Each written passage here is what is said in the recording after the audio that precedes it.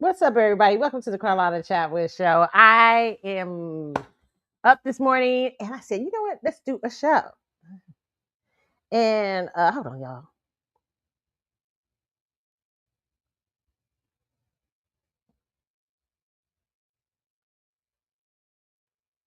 Okay, y'all. Hold on. Y'all know how messy I am. I'm trying to get something back. Okay. All right. So, Lord, I had to take text with me somebody for a minute. Okay, so we got so much to talk about today. Whole lot to get into. I don't really know. Should I have an it's a word this morning? What's your it's a word? I don't have one. Some of you, a couple of people wrote me about last time about the give to get or whatever situation, the thing that I put up about the guy about reciprocal and all this stuff like that. Okay, let me tell you this. I think when I listen back to it, I overstated what I need to say. Here's the truth of the matter. What I meant to tell you is this world is transactional. There's not, there's no such thing as a genuine, it's genuine to give and have nothing, don't expect anything. That doesn't mean that's genuine. Some things sound good when you're saying them, but it doesn't necessarily mean they're true. So this is, and I'm talking about the last show. I had a young man, I saw one of my favorite celebrities posted this young man talking about how there are different things in life. There's transactional ways about giving, transactional, reciprocal. Transactional is an exchange. I forget what he said. Reciprocal is when you give somebody something and you want them to give back. Uh, uh, then he's got unconditional, all these things which humans I don't believe have the capacity to do. But here is my honest opinion on that. That the world is even is the way God created the universe. That it is about transactions, recip- reciprocal, being giving to something, giving back, um, planting seeds, expecting a harvest. I don't believe there is a world that where it's genuine for you to just give and not expect. People say, "Oh, I think people say that because it really sounds good. Oh, give and without expecting anything in return." I don't think that's smart. Now, sometimes this is what I'll say. You can't always dictate what that will be you will receive in return. I remember as a little kid, I remember a young girl, teenager, I think I was a teenager. One time I went to the grocery store with my grandfather or something. There was a girl outside and she needed money. And I remember I stopped and I think I gave her some money. And I remember going in the store. My grandfather said, "Now, what did she use that money for something else?" He said, "You don't worry about what she going to use the money for. You gave her that money because you felt moved to do so." He said, "Now you just trust God to do for you what you supposed to have, what you supposed to get and stuff like that. And just that you will be blessed from that." And that's true. Even though I gave it after goodness of my heart at the time, I shouldn't have been questioning how. At that point, I gave it to her without, even though I'm hoping that it produced something powerful in her life. But that point, that's a person I never saw again. So I couldn't really say how that's going. What I mean is, true to me personally, my personal opinion is true giving to me is always when you really give, you should be conscious of how you're giving. You should be conscious of what the expectation is. Like even when you're giving to a person that you'll never see again, I am giving this because I believe that planting this in this person's life is going to do something special, not only for them, but for me too. I may not see what's gonna do in their life, but I have an expectation. And when you give to the people around you that when you're sowing, that to me, that's a different type of give. When you're sowing into people that you do have some expectation. There is a sowing, and when you sow love, you get love back. When you sow this, you get this back. So sometimes there's direct sowing. There's different. Now, if you're gonna say there's different ways to give, I can agree with that. But this world is based on transactions, reciprocation, a give in exchange, sacrifice. It is all of that. You cannot give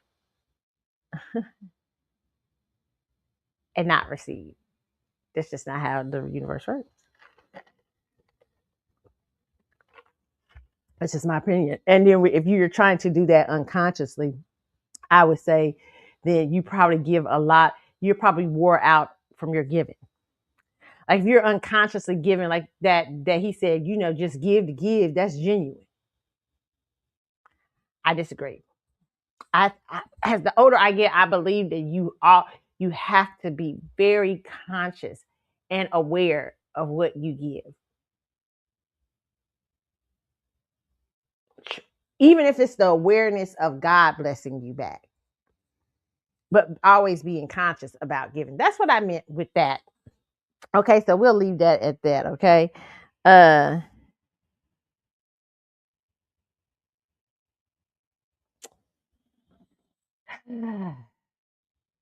we got so much. Okay, we're gonna go into this. I'm gonna start off with Tia Mowry because I'm hearing everybody talking about Tia. I said Tia done got her a new man, child. And y'all know Tia and Tamara from the twins from the game and Tia from the game and stuff like that. Well, Tia has a new guy that she's rocking around with. And you know what? Tia also had the reality show.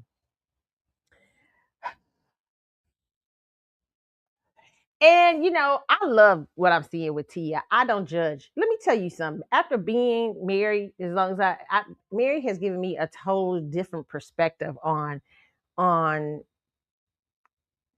um what to judge, what not to judge. You know what I'm saying? Like, what should you like being very careful about judgment of people and why they end things and why they don't end things and stuff like that.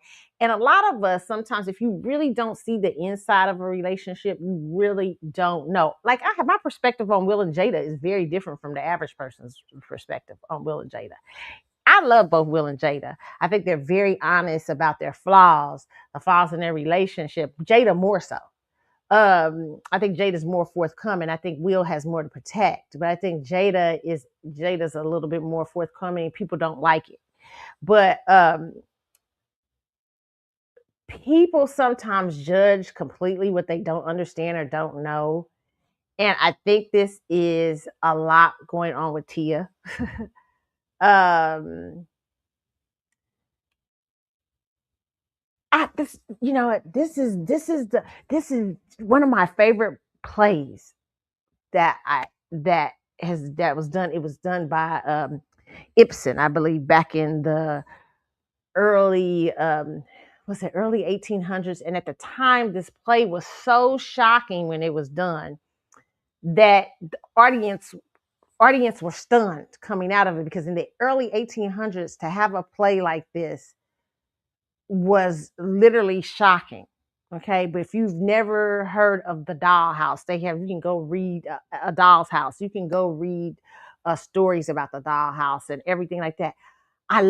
It was a story about a woman who was married with two children, and the intricate going ons in her life, the mistakes that a mistake that she's made that's costing her to rethink her complete entire marriage.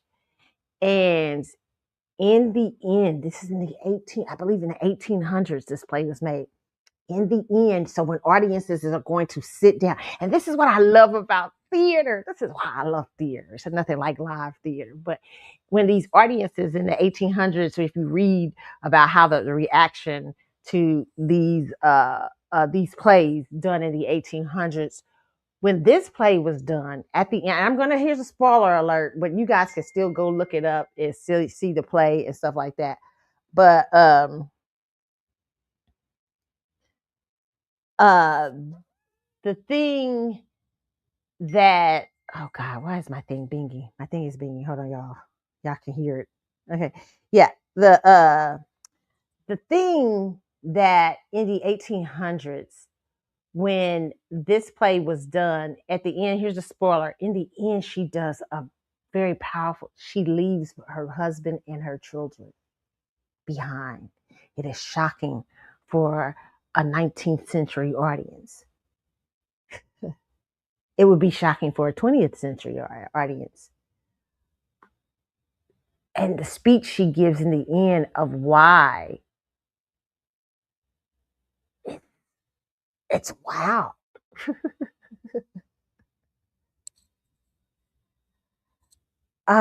Why am I talking about the dollhouse? Because I think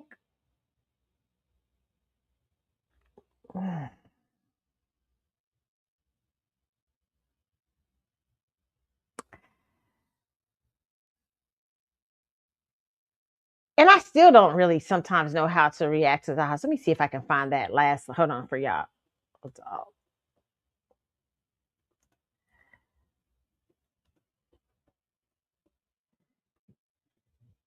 Uh,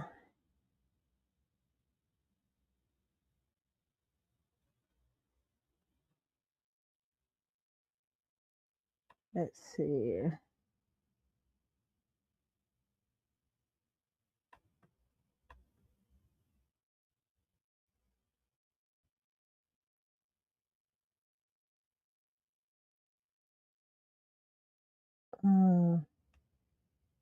I'm gonna see if I can find it, y'all, because I think it's a little bit. Hold on.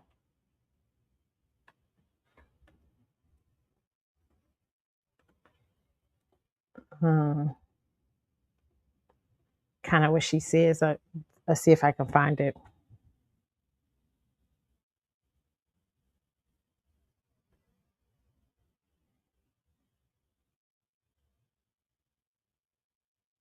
Let's see.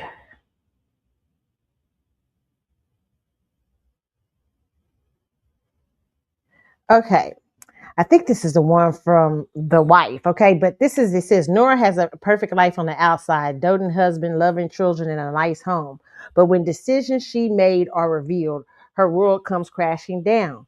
Nora lies help Nora's lies help save her husband's life, but his only concern is what scandal will be brought upon their household.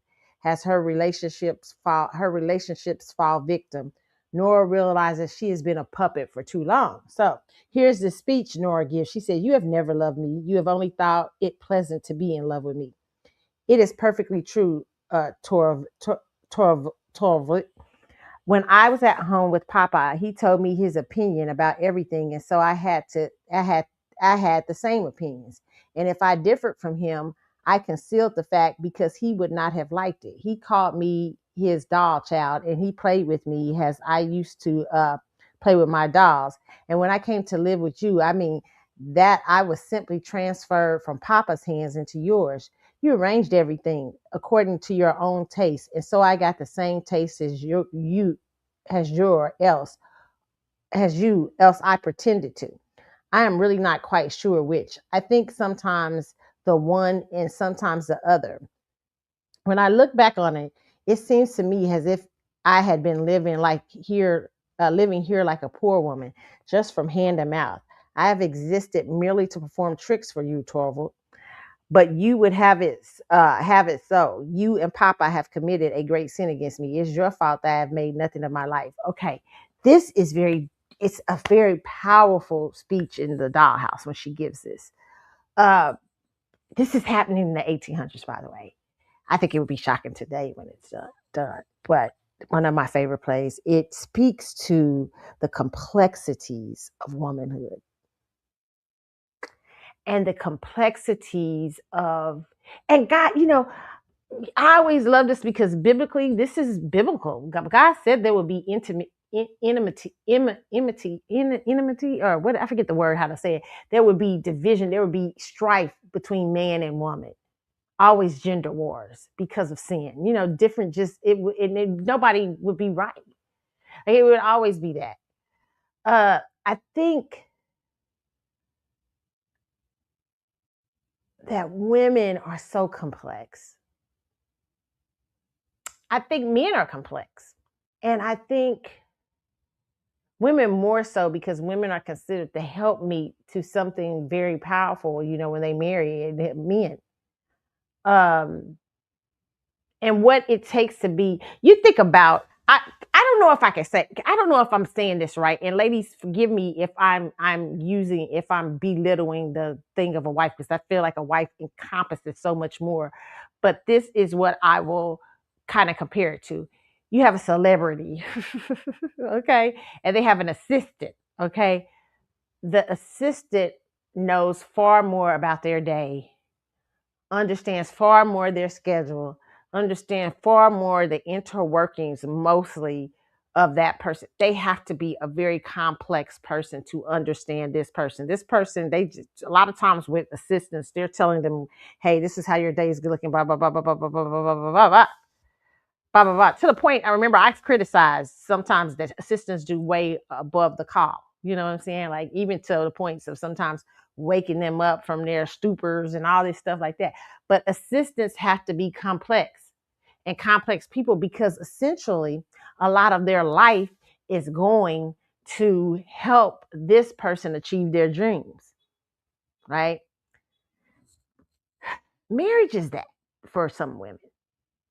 And a lot of times what happens is it's a giving of yourself, especially when you start having children. It really is a selfless task, like especially if you have children. I say especially if you have children. Okay. It is and it is it requires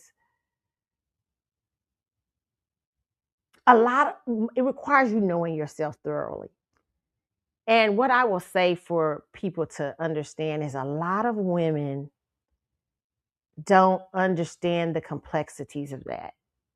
And they get in marriages and relationships and things, and they realize that they are far more complex, has their helping their spouse or helping their children and helping everybody else through the course of life. A lot of times these are women who have gotten married, a lot of times, not all the time, but a lot of times, without a clear understanding or knowing of self. And self is constantly evolving, constantly becoming something new, constantly becoming something different. And when you never had that stable foundation as a woman in the first place, you when you're a single woman, there's all kind of things happening. When I remember, talking to one of my girlfriends who I love, who was a single girl. I remember us having lunch, and she's younger, beautiful girl, and everything like that. And one of the things I never wanted to do, because women often did this to me, she was talking to me about her lifestyle, and it wasn't such a, it wasn't crazy. I know when somebody's having a crazy lifestyle and just, speaking to them life, or trying not to be condescending, trying to speak to them love and stuff like that. But it's not a bad lifestyle. She has a great lifestyle. But she's very sure in what she wants and how she wants it. I love that about her. Part of that is, I'll tell you why I believe part of it is mostly male raised by, and this is not to dog women, but I think her father mostly was that, and men tend to, being raised by a father, fathers pour more into, there's a direct thing that happens for girls, more of it's not so shameful to how can I say, to have demands and art and logic thinking and and all these things. You know what I'm saying? When you're raised more from the woman's perspective, there's a lot of things that go on there, and women sometimes will knock other women for having those things, having direct ideas about what they want, have and knowing themselves very thoroughly, because a lot of times, and what I was so impressed by her is by 29 or 30 years old, she knows herself. Like she's like, I don't want to, I don't want to date below my finances. I don't want to date. Blah, blah, blah. And most women, I remember when I was younger having certain conversations, and most women was like, oh, well, you know what? You're not gonna wait a minute, you think this and that, but you're not gonna always be this, you're not gonna always be that. They'll start to tell you, and they will you having an idea of knowing what you want threatens their existence because they didn't have an idea. And so when me and her having this conversation, I love this about her. I love that she is happy. She's found happiness for herself in traveling or doing this and that. I never forgot that conversation. And I remember as an older woman that, I can learn so much from this. And I was like, keep your, even though some of that if she was saying was foreign to me, I was like, yeah, keep that thing about yourself. That's who you are. But a lot of women come into this thing where they're coming and well, as a dollhouse, in the dollhouse, it was very different. Her father was very domineering. He domineered the house. And she's, having to, try to appeal to men. Most of her life, she's catered to men. Why am I saying all of this? What does this have to do with Tia Mowry? Okay. Because I hear a lot of people complaining about Tia because Tia left her marriage. Okay. And she didn't give y'all good, strong reasons for why she did it. Like, y'all don't know if y'all would feel satisfied if it was an affair. Y'all feel satisfied if y'all knew exactly what was going on, but you don't. And so there's all kind of speculation going around about what Tia, especially after she left the marriage. I remember I heard one creator guy who I listen to sometimes, and he was saying, because she popped out the other day with this new guy, and she popped out with this new guy, and he was saying, he's saying, well, see what this is this. Well, she could have just worked it out. They could have blah, blah, blah, but she didn't want to do that. How do you know what was done in there? I mean, you could say I speculate, but you do not know. You don't know if he was mean.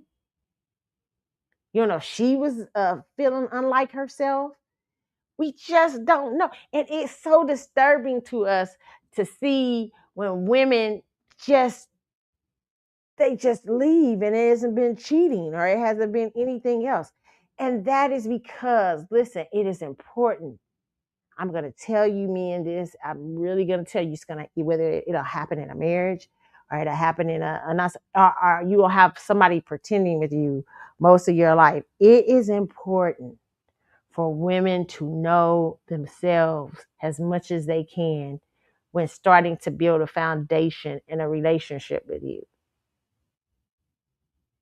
Fellas, if you can start, if one of the things you want to know how to and it's still no guarantee of solidness, because what happens in life, even for men and women, evolution happens. And the key to commitment is growing together.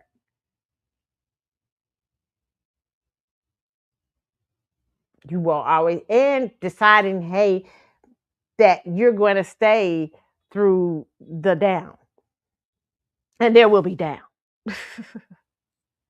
It comes in different forms. But some people come to a conclusion that, you know what? I don't know if this is a good thing for me. Like in the doll's house, her bad decisions in the doll's house brought her to an understanding. I am too busy trying to live for everybody else, but I forgot about me. And I can't be good. The reason this is all turning on me is because I've been living for all of you. And I'm not making your lives better by doing that. I need to understand and find who I am. And this decision will be rough.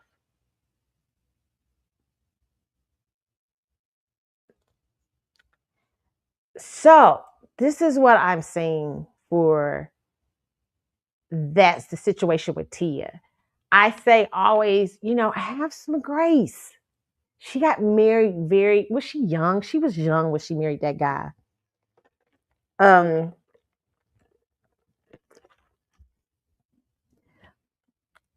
and in the course of a relationship, you just don't know what happens. You just don't know.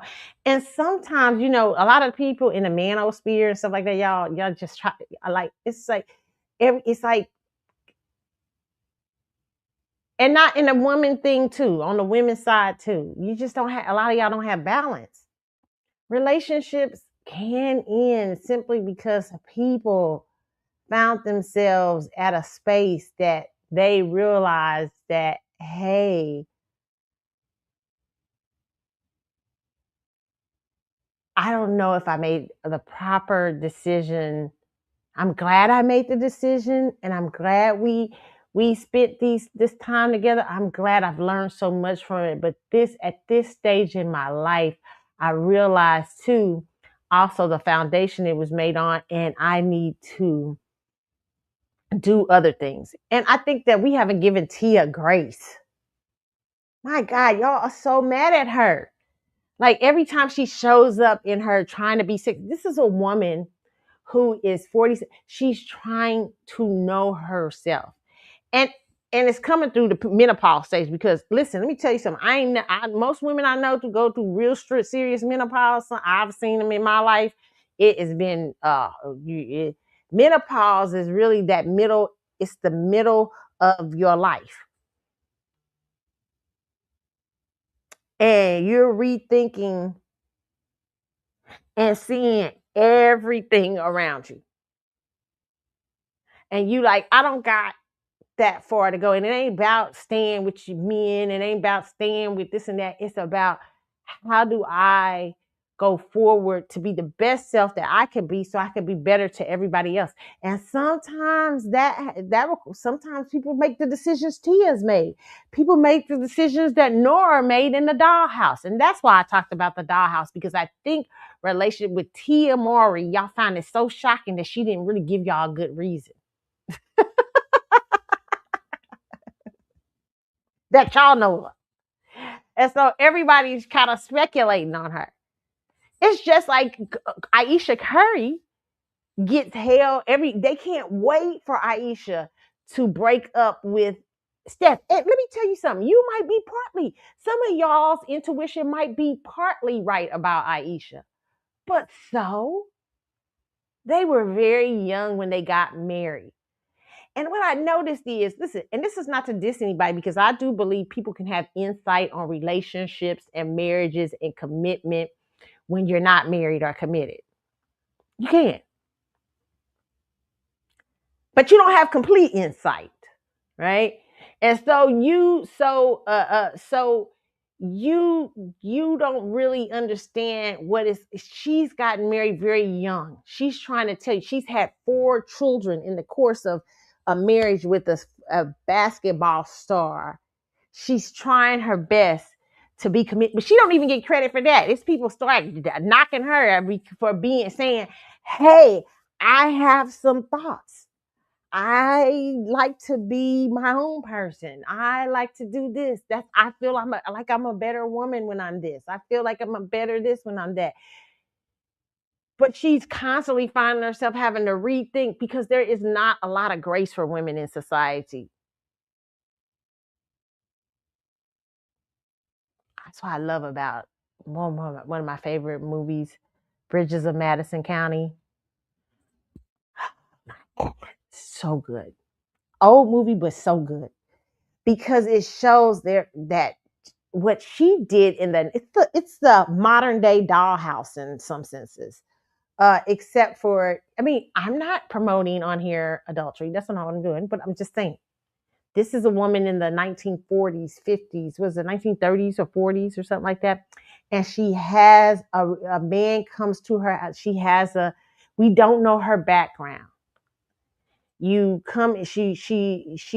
man shows up at her home, and I'm not saying every woman should react like that. There's a lot of price that comes with that. Okay, but this man comes to her home who reminds her of a different version of herself, the version of herself before she got married. So when we come to this, and I'm gonna give you spoilers here, okay? Because most people don't see Bridges of Madison County, but if you haven't, here's some spoilers, okay? But Bridges of Madison County, there's a woman she's living in the 30s and 40s. I think it's 30s and 40s. I'm not quite sure, 50s or something like that.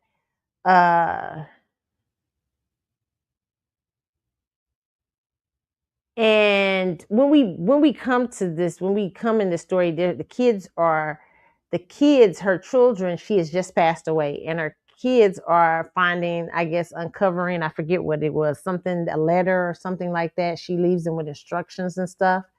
And they find out that their mother has this affair. Right? They find out during this thing over the week. And not only does she have an affair, she loves the man.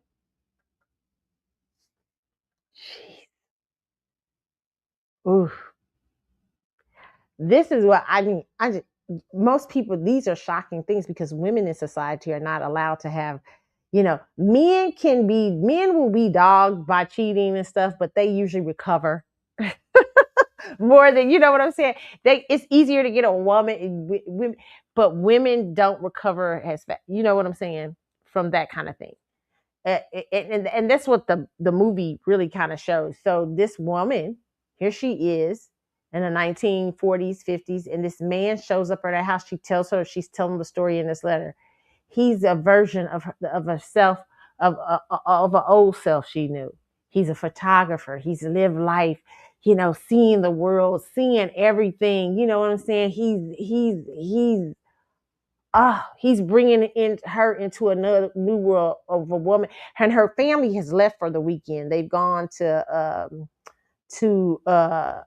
some sort of a science thing or something like that, and she's there at taking care of the house and doing other things that and this man shows up on her doorstep because I guess he didn't have a place to stay. And in those days, that's not strange, a stranger.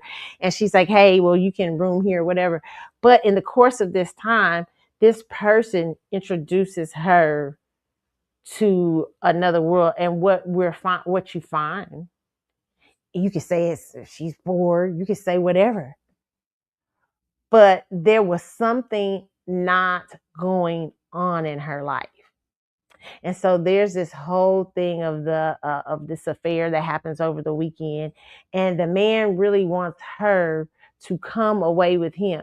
He wants her to, and so there's this scene that I think everybody in the movie theater was just like, oh, like you ain't supposed to be cheering for the affair, but you're like, oh my God, no. Like she's at this, Meryl Streep is such a wonderful actress, film actress, but her husband has come back and they've gone to the store and back to their regular lives, and he knows nothing of the weekend and stuff like that. And he's in a truck. It's raining outside. He's in front of her in this truck, and she's holding the door. And she knows he's waiting on her, and she's like, she wants to get out. And the husband doesn't know what's going on, so he's going in the store, but she's bawling because she knows what she says, and it's something that's really good. I forget the statement. I love certain films and they have statements, but she's saying that she realizes that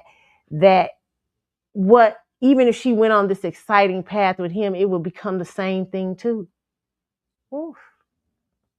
And stuff like that. I forget what the expectation, but during this whole thing, so the whole thing is her kids are finding out, like going, what in the world?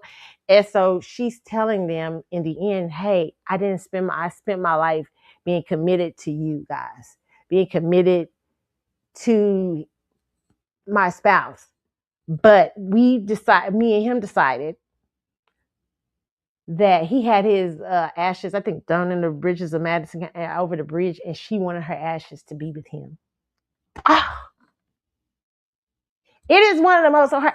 It's the most. Now, most people will look at that film very differently. They be like, "Oh, it'd be all kind of criticism and stuff like that." And there is some. It's some perfect criticism for that. But there's a part in it. Her husband is dying, and she's taking care of her husband. And he says, "I know I didn't give you the life you wanted, but in that lies commitment. That's commitment. A lot of times, people are together, stay together and commit for various reasons. Some people are selfless in it, and some people say, hell no, I ain't staying. I'm going on about my life. Okay. And I think it's shocking for us when people make the other choices. And what I loved about this movie too, about Bridges of Madison County, there's a point because you can't tell, no woman can tell about an affair. Men already get shamed, but not quite like women. And so there's this woman who in the community has been shamed because the community found out that she had an affair and the community's kind of shunned her. And over that, the course after that, about a week after the woman goes to her house and they look at each other and they become friends because she, even though it's a secret what's happened with her and this woman develop a friendship because she understands what has happened. What all this has to do with Tia Mowry? Because I'm telling you that in the course of marriages, women have so much complexities to them. Complexity, a lot of times women will sweep them under the rug. I'm not saying all women, but a lot of women. Some women get married very stable and get it.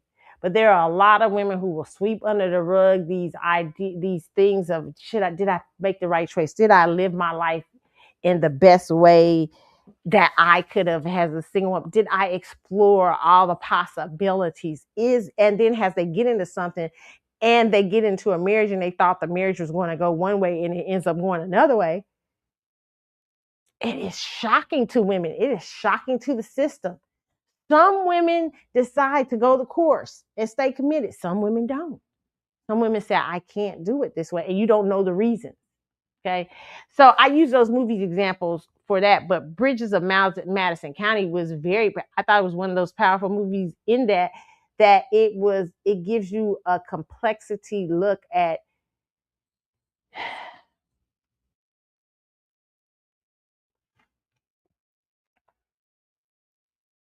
the evolution of relationships and how do they affect women.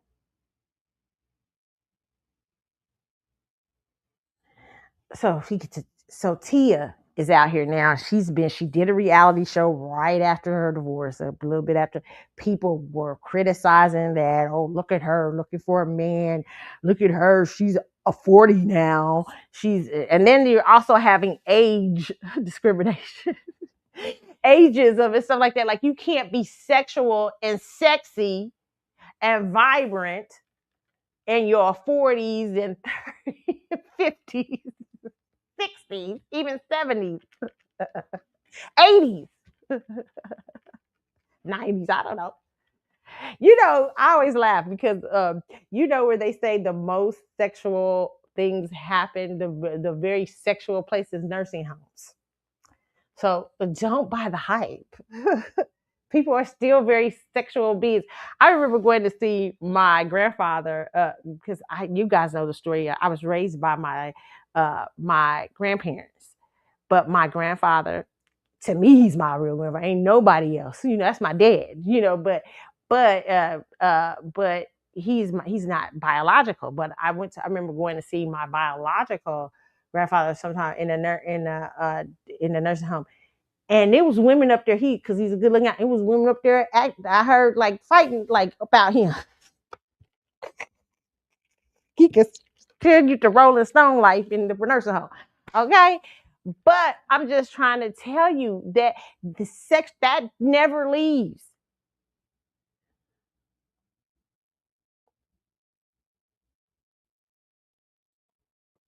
So, what you guys I have some grace for Tia.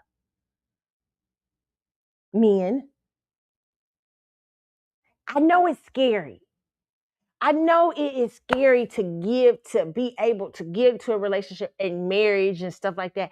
And women are so complex. They're such scary beings because of the complexities of them.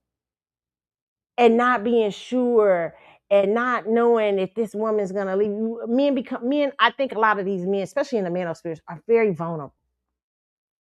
And I understand that there's a vulnerability. It's scary because when women are right and when women are in there, they give so much to a relationship. And to find yourself out here, some men it scares them that at 45 and 50, a woman suddenly at the midlife and saying, you know what, I've given everything to you and the kids. I want a new life now. I don't want to do this. Most women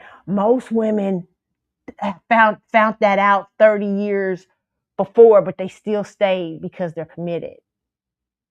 That's facts. It's your shit. I don't knock them either. Just like I don't like to knock the story in Bridges of Madison County. I understood. She's like, hey, eventually he's going to become the same. Even if we're exploring the world in that and we're doing all those things, and that will come the same. The sameness still will come. That will still be the same. She learns a very valuable lesson. That was her lesson. But some women are saying, it might not be the same, but I'm going to go out here and see it. It's like different strokes with different. I hope I'm making sense about what I'm trying to say to y'all today. Oh my God, I always get in trouble with this kind of thing, okay? It's like Jada. I always tell people, do I agree Jada, some of the decision making Jada make? No. But listen, I love Jada. I really like Jada.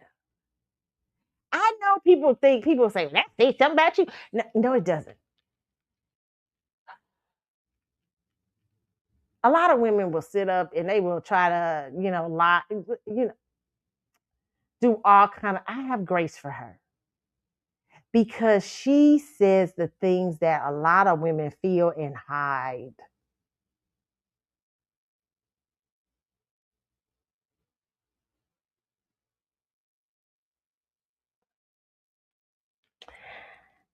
What you guys are saying, why don't we just leave her? Why don't we blah, blah, blah, blah? Because I don't think you understand the complexities of that relationship. And I actually think you see what you don't understand is Jada's a lot more of the backbone to that than you think. Jada takes the hits. She protects him a lot. You can tell. Yes, most of y'all can't see, but I can see that.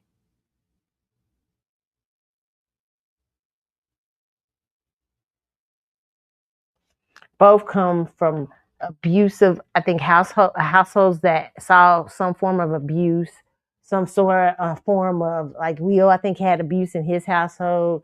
Jada had a drug addicted mother. There is a bond there that you guys cannot understand. And it ain't what you think. It ain't that money. I don't think Will, let me tell you something. I think Will give up that money in 5 seconds. He don't really care, but because Will's the type of dude, if you hear Will talk, Will might be weak in certain areas, but in building lifestyle and building life, Will is not weak in that area. Will will do what he got to do to build his life. I don't think money is a thing for Will. A lot of y'all saying it's cheaper to keep her. No, that's not why Will's keeping her. There's something about her that you don't understand. I remember hearing Marlon Wayans talk about her. He said how men in Hollywood used to love Jada. He was talking about Jada is a bad girl. He was saying how spiritual, all these different things about Jada. Complexities. There are so many complexities to Jada. And everybody was trying to get at her. So many layers to who she is. She's a Virgo. Triple Virgo, I think. She's probably really deep. Okay. But she also probably has a lot of faults, as most humans do. And yeah, some things you can be critical of and be like, girl, what you doing there? Some things, and I'm pretty sure she can look back on some things and be like, that was just dumb. That was not smart to do.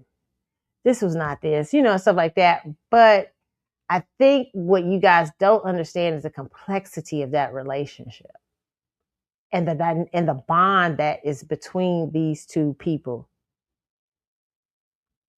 They're friends. And they like each other. They genuinely like each other, even if they have some shit going on. And they just haven't made that decision. To them, their commitment to each other is far greater. They have a bond that y'all can't see. And that's usually most marriages that stay together. A lot of times they just ain't telling all their shit out front. Like, you don't know all their shit. A lot of people hiding their shit. A lot of people. And some of y'all, don't let me knock some of y'all. Wait a minute. Some of y'all have great, perfect marriages, and that's no diss. It's a beautiful thing. You've weathered storms, you've weathered this and that. You haven't had this, you haven't looked outside. That's a beautiful thing. I ain't knocking that. Shout out to y'all. But there is some people who are committed through all kind of mess. Okay. So going back to Tia Mowry. He has stepped out with a new man this week. He's younger. Y'all is having a problem, okay? Y'all is out here. I heard some manosphere people talking about her and everything.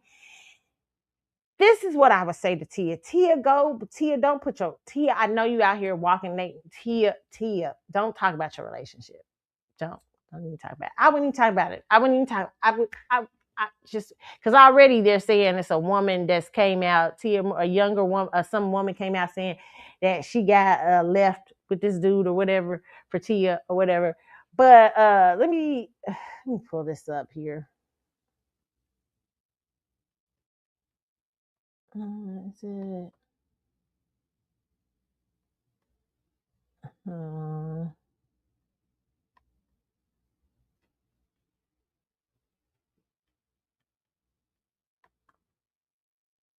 That's why I don't even Clarissa Shields. I will say this for her. That papoose. No, listen. Don't even get no back and forth with Remy. You should be quiet right now. You should be very, very quiet. These are two people that have been together for years. The one's just done. The other one's not really. He's just trying to save face. I know that Pisces ain't done because I understand Pisces. And he is just finding himself just in a situation where he just, like, listen. If somebody say, if you knew Papoose, what would you say to Papoose? You know what I say to Papoose? Stop. I think you're hurt. And I think the best thing you can do for Clarissa and yourself is to just get quiet somewhere. You maybe see if you want to still see to Clarissa and everything, but I wouldn't be as serious right now. You need healing because Remy, whatever happened in the relationship, Remy already got tired of it. You know, she's a Gemini. She's an air sign. Okay. No. Let's talk about the air signs. Okay, air signs can bounce off of things. Air signs, that's what irritates water signs so bad. Water signs is like, the fuck? Like, wait a minute.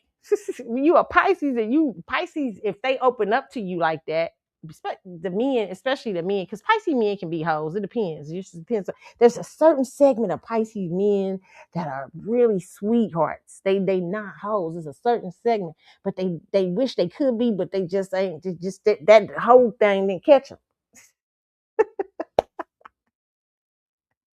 I have a friend, she loves when I talk about Gemini Pisces relationships.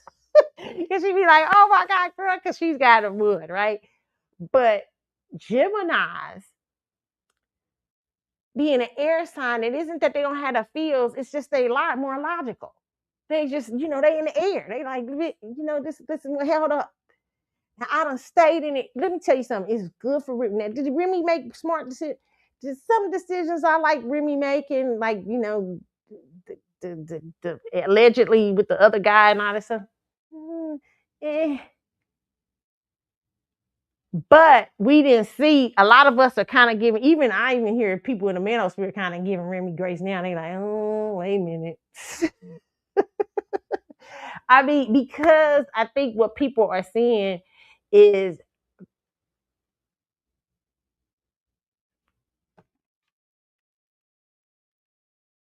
there's some, when they say it's the small foxes that spoil the vine, I would say that's Papoose. Papoose has a genuine, I believe he's a genuine guy, and he was genuine, he believes he was genuine when he went down there to that jailhouse to start courting Remy. You know what I'm saying? But I also believe that water signs, some of the love can be manipulative. Some of the love can be very strongly manipulative. Like, you got to be careful when you loving somebody in a downside of their life. Like, when you trying to love them back to health. Like, you got to be real careful. That doesn't mean the love isn't genuine. It just means you got to realize that this person is in a different space in their life. Like, when you meet somebody, like girls, when y'all be talking to these dudes, or from these love after lockup girls, when y'all be talking to these dudes in jail, and I know I'm going to something else. I'm gonna come back to you, but when you be talking to these dudes in jail and everything like that, and women, you be talking to these women in jail. They in jail right now. You know what I'm saying? They ain't got too many people to talk to. Okay, so you might seem like you the most special thing ever when somebody down, and you might be at that point, but it is important to let somebody get free and live their life and see if they still had them feelings. You know what I'm saying? It's like you can't just always go. You can't get somebody doing they. It's almost kind of manipulative, because it's almost like, I saw this one chick. She couldn't have never got this dude. I don't believe she could have ever got. I saw one of these love after lockups. She could not have gotten that man had she not trolled him at the jailhouse. And the reason is because he's not going to require much. He in jail. He don't see all the crap that come with you, because he's so in a down space. He really can't see you clearly, because all he's seeing right now, she helping me. She done put money on my books today, man. She done did this and did that and everything, and she just said, I'm a good one. And then when you get out, okay, now this is manipulation. This is what I don't agree with. When we talk about reciprocal and all this stuff, blah blah blah blah blah blah blah. Okay, this is when I don't think things are genuine. You have genuinely given, saying and hope for the best for that man. You saying, hey, I hope when you get out. A lot of times, I think a lot of women and men, especially on that show, Love After Lockup, overly invest. And they're shocked when people get out and the people are running around and free, and they rethinking them as a relationship. And all of a sudden, you know what they do? The first thing these people do, they say, well, I've been with you when you was in jail and you didn't have nobody. No, you went down there to that jailhouse when they was on discount. Now they out here in the free world.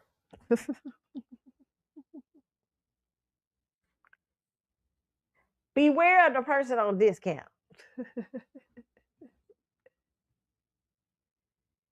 Now, if you genuinely went down there and say, you know what, I'm going to be a friend to them. I really like them.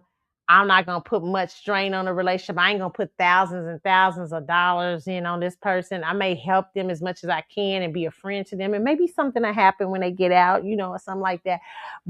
And then understanding when they do come out, hey, I understand they need time. Yeah, they haven't been out of jail in 10 years. You know what I'm saying? It's very hard. So when you're talking about Remy did good to me. Except for a Gemini. She did damn good.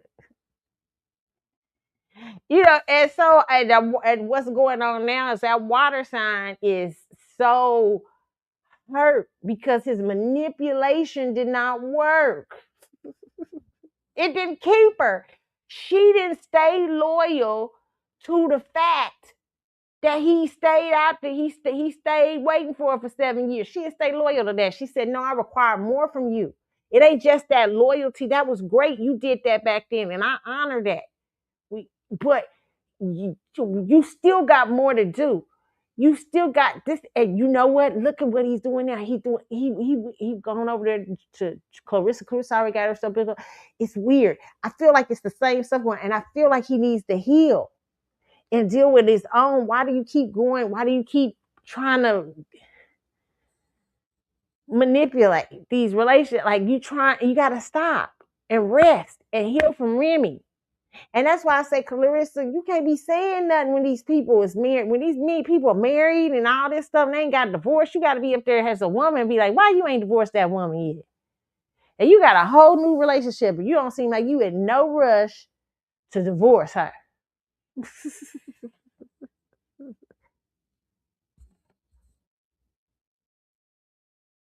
And if you're the type of person you understand, hey, he's going through thing that you can still be with him, but you just need to hold it lightly because you need to say, hey, they going a little slow. I'm gonna be over here doing my own life. I care for him, but but this girl done put so much into this person. You cannot do that. That's just my personal opinion, okay? You just can't.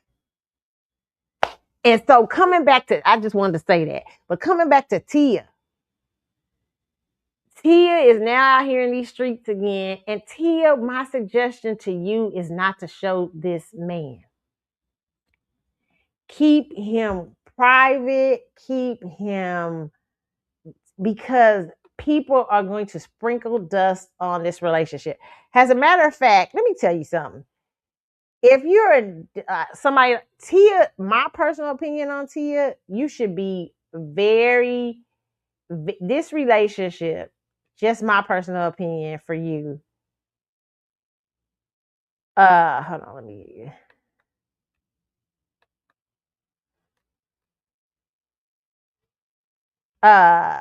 see. I pulled it up here. Okay. I wouldn't be doing interviews or anything about this. I'd be like, oh yeah, I'm seeing people. I'm seeing a person. That's it.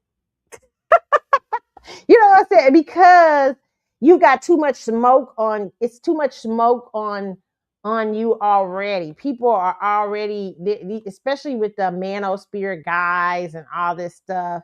But it says, Tia Mori is opening up about finding love again. The sister, y'all seeing, Carlotta, it took you this long to get to that part. This the sister star says she's very happy and at peace amid a new relationship 3 years after her divorce from ex-husband Corey Hardrick after a 14-year marriage. I would say that I've been in a place of solitude for a very long time, Maury 47 told People magazine in mid-March. And there I was really able to learn who I am and what it is I wanted and what it was that I needed, and I manifested this. I really did. Now, let me just say this also to add to Tia. Tia grew up in a church. Tia's family is very religious, very spiritual. Tia grew up in church. And I don't knock church. Church promotes, marriage. That's the same thing with Steph and Aisha. Very spiritual, religious, and stuff like that. So what I'm also seeing that dynamic for Tia, because Tia has lived most of her life in the way that you manosphere guys like her to live. She's but in doing that, I believe probably in a serious relationship with Corey at one point, Tia probably was more like, hey, I don't want to sin. I don't want to mess up with God. And I'm going to go ahead. I might see certain things about this guy, but I'm going to go ahead and marry him because I'm hot. And she married him. And there was the foundation was that. So that happens a lot with church too. So let me just say that. Okay. Because there is this, and then what happens is when women get in their 40s and 50s, they start realizing, like, I played the good girl for so many years. I've been the good girl all my whole damn life. I'm 40-something years old. Can I just fucking be like, you know what I'm saying? I was saying it to my friend. I said, I was always the good. She said, bitch, you've been a good girl, but you was a little edgy ass good girl. You always. She said, you always been, even when you was a good girl, you was sexy dressed.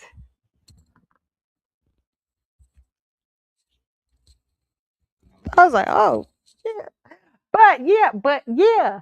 Sometimes you have a you have a reawakening into yourself. Okay. And so I think this is what happened with Tia. It's happening with Tia here. She says the game star credits manifestation, visualization, positive thinking for the new person in her life.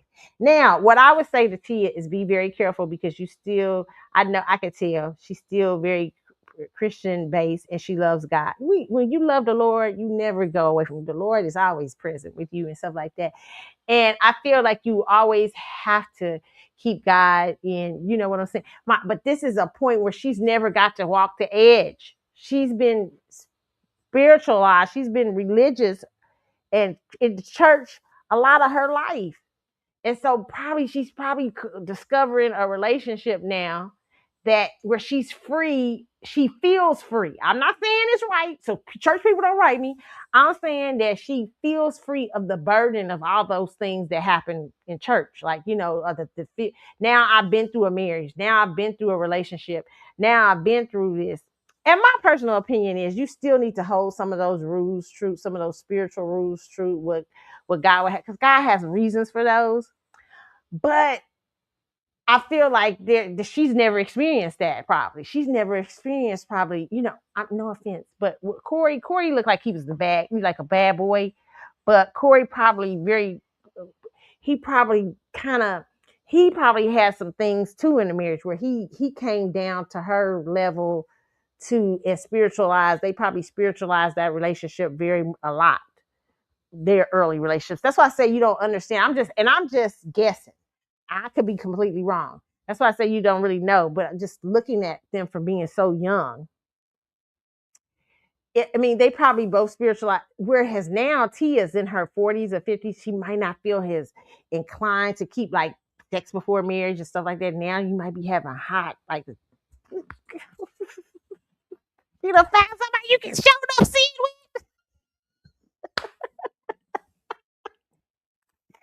I ain't saying church people don't write me. I ain't saying it's right. But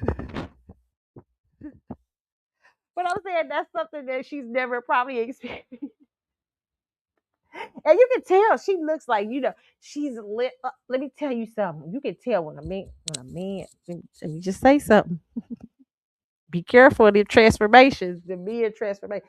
You can see she's being more sexy online. She's like, woo, woo, boom, boom, boom, boom. You can see it's just like, woo. You're like, okay, oh, you see because. And I don't know. I'm still trying to understand that towards women, but there is certain men that could just bring out a vibe in women that they like. She is a whole like she's not what she was when she was with Corey. I mean, there's a whole little vibrant, sexy, even though she, you know what I'm saying, sexual being coming up here. Like you know what I'm saying. And the only thing about it, Tia, is I wouldn't have told anybody. Maury shared similar sentiments in a previous interview with USA Today while reflecting on dating post-divorce. The actress said a more positive and optimistic outlook will come back to you. She added, whatever's meant to be will be. I am not going to miss my person, and my person is not going to miss me. She said she also has taken to looking at dating as a learning situation and focusing on the things she can control. Whenever I go out on a date, the perspective is not, is he the one? Where is this going to end up? Is he going to be my boyfriend? So I'm not thinking about that anymore. She said at the time, it's more about what can I learn about myself. Maury has been a mom about who the new love in her life is so far, telling people, I want to protect our privacy. You are not doing a good job. I wouldn't even talked about it. You're having a code. How are you protecting your privacy? And y'all having a whole article talking about I've manifested him. Okay. I'm just saying. She is also sure to note being a parent is still her number one priority. The actress says Cree 14 and daughter Cairo 7 with her ex. Okay. Not that going out and dating and not being intentional is the wrong thing. But I have a lot of responsibilities in taking care of my children. Now, also, I understand that Tia is an actress. Tia wants publicity, okay? Because she wants agents and everything to see her and remember, oh, that's Tia Murray. Maybe we can call her in for an audition. So this relationship, sometimes in Hollywood, you know what I'm saying, we're talking about your relationship and stuff like that is good because it gets you some publicity that you didn't have. But for the most part, you know what I'm saying.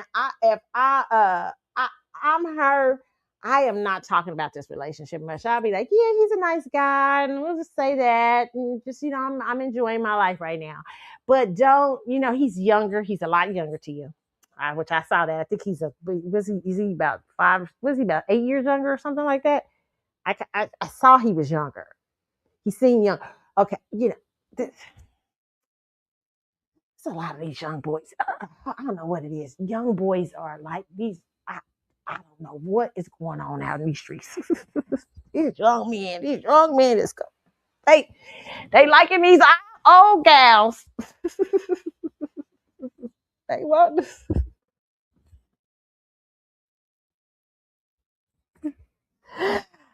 Child, okay?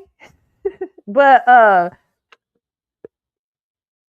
my personal opinion, Tia, keep it quiet. Because people are gonna find they're gonna be saying he younger, he probably not serious, blah blah blah, blah blah blah, blah blah blah. Okay, girls, can I say this? Post divorce, shut it down. Like I'm a person that you wouldn't be even on the internet. Like no.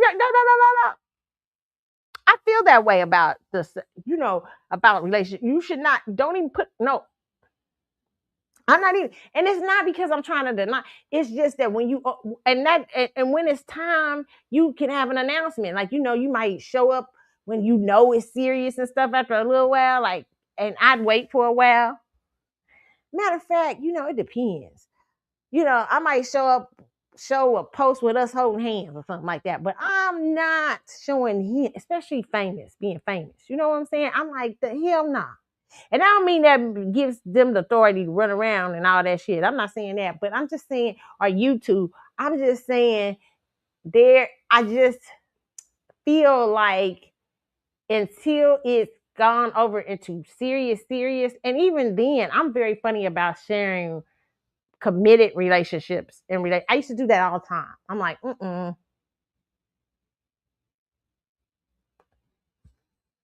don't do it that much anymore.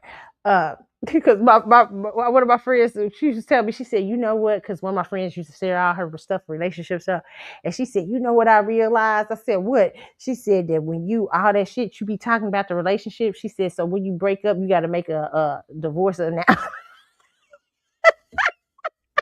Just like all that shit you was talking about them, you gotta put that shit out there when you're on the list. I said, cause you shared all your business. She's like, yeah, girl. She said, people was like, where you? She said she realized, like, what? And then you can have relationships where your spouse doesn't like social media, doesn't like to be on social media, or doesn't want any parts of it. Okay. So yeah, I mean, it's true. I mean, so my thing, but celebrity is a very different. Celebrity sharing parts of themselves because so many people love them and care about their well-being and everything. So they do sometimes share a little bit here and there. I respect that. I understand that. But Tia does not have to do that at this point because people are so mad from the Corey situation that I wait for a while. You know what I'm saying? Like, I probably would be married before they know the fuck was going on with me. You know what I'm saying? They'd be like, what, Carlotta, what you been up to? I'd be like, shit, I done got married yet. You wouldn't. Listen, I feel that way. I feel like that's Tia. Tia should be like, oh, I've been married 2 years now. Like, we shouldn't hear nothing about your shit. You can do that at this point. Like, find other avenues to get your publicity. Find, like, maybe showing up more out in public, doing more events, doing more this and that, or maybe more theater plays or something like that. But do not get it through that because you are having such negative energy coming from certain parts about how your relationship ended. She kind of had like I said, a dollhouse shocker ending. I'm not saying that's what she did, but I'm just saying that's why I said all that and give her grace. But a lot of people aren't giving her grace. So that kind of and then you have people already talking bad about this guy. Like I already see it. I've already seen members of the manosphere talking shit because she done popped out with somebody new. Like she can't go the fuck on. Like if Corey pop out with somebody new, they gonna be like, see, look at here, he done got him a bad bitch. She gonna be committed. That's like Megan Good. I mean, they could not. Megan did not end that relationship. That's why they all shut up about Megan because Megan didn't end that relationship. They said Megan didn't want to, and maybe she did in her spirit. I think in her spirit she wanted to, but he did. Okay, and people have left her alone because she got with Jonathan Majors.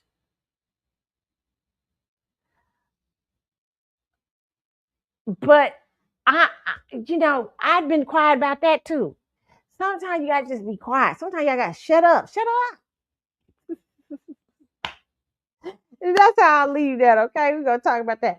Okay, so the next story we gotta talk about, child, this situation going on that happened in Africa with this woman who went there with her boyfriend, white boyfriend. They allegedly got engaged on the trip, and somehow this woman didn't end up dead. I mean, like suicide, allegedly.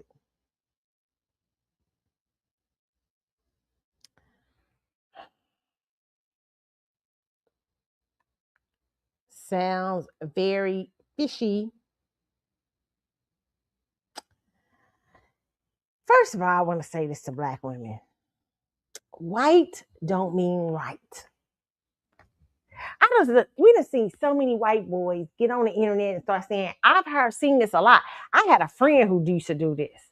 I had a friend years ago. I used to hang out with a certain girlfriend, and she loved white males. But the problem was, I'd be like, look at him out. Where you getting them white men from? It was the work. She gets some scroungy, dusty.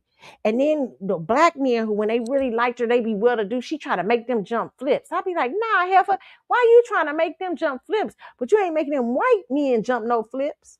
You think because they white, that makes them better? And she did kind of have this attitude about that. And I'm like, what? Like, you don't know. Like, I remember having a discussion with her, telling her about all the stories about, and that was in the early years of the ID channel. Also, all the stories I had read and stuff about white men often they black wives. I said, man, he ain't that. I said, crazy, go across racial lines. Cray cray. You can't escape cray cray. If you've been having a bad batch of black men, you probably gonna have a bad batch of white men. Ask Holly Berry. Nah, ask Holly Berry.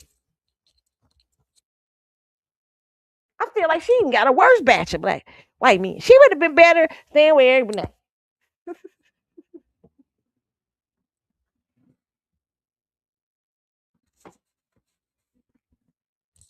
I'm sure she looked back on shit and be like, I mean, really, no. Let's talk about her for a second. Well, before I get Holly Berry's a good example. Okay, I'm not saying that she felt that way about black men, but I felt like she kind of felt the way. You know what I'm saying?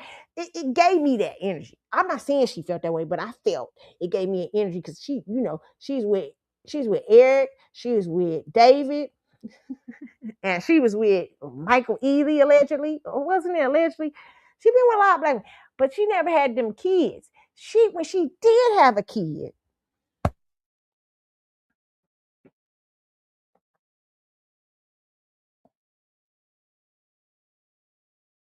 allegedly, she had a baby by race. A man that allegedly was saying racial shit to her. Like the fuck? I'm like, how did you end up?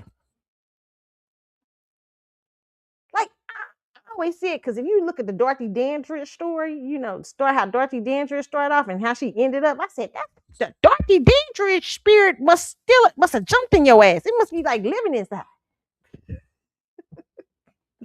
You might need to go get an exorcist.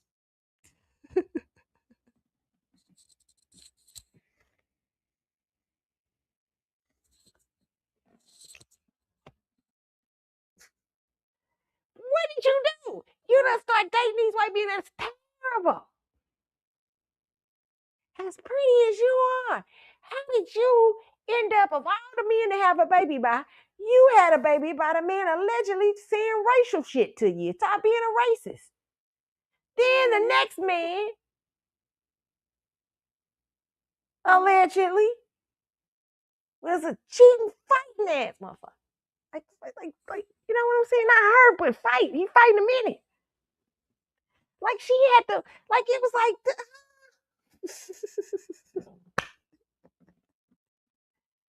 because some people think with white they gonna get a different experience. You think he's a white man, I'm about to get a different. It's a whole nother world out here. I done got me a girl. I done got me this white boy. I done got me a white man.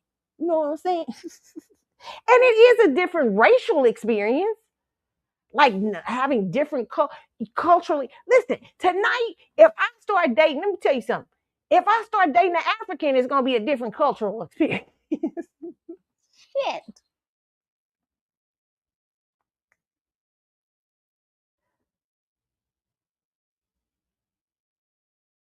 Tonight, if I got single out again and I start dating a Jamaican or a Haitian, even if they black, it's gonna be a different cultural experience. Okay, even if they first generation American, they are still not me. They still not got my background. Okay, it's still gonna be a different experience. Dating a white man, it's the thing. You don't have a different cultural ethnicity experience. But baby, cray cray. One thing I know is cray cray don't stick to one race. It don't stick to one group. And if you a girl who's out in these streets and you constantly picking up like bums in one race, you probably gonna pick up bums in the other race. They don't want to hear that. They don't want to hear it.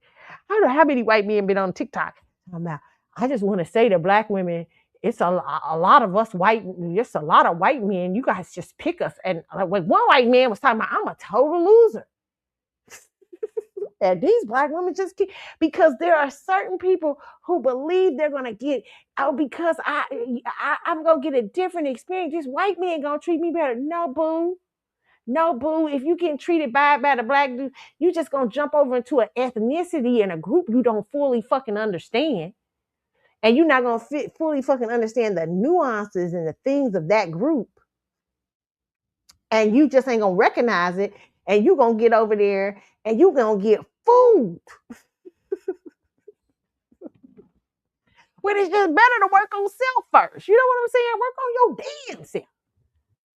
And maybe somebody should have told this sister that, because allegedly this sister was online saying some shit, allegedly, that she had said some shit about uh uh black men and stuff like that, only to go over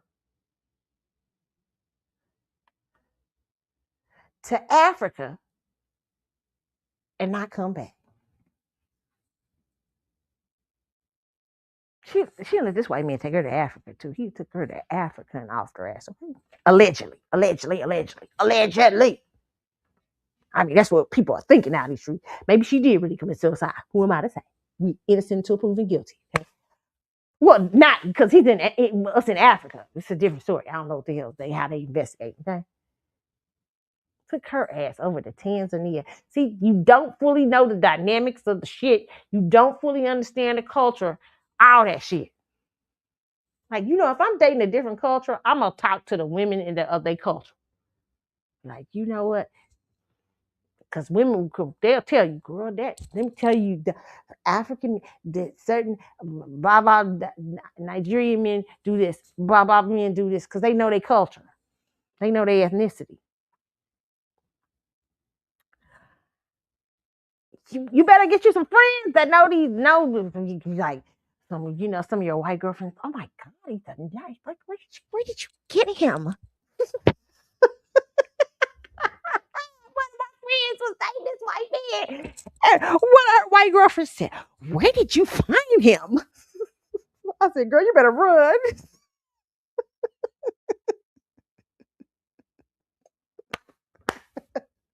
When you got the white woman saying, like, where did you find him?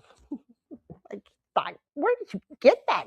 Like she was like she was totally, And she thought she had something like a big shot. She's like, oh my God, just because he has money?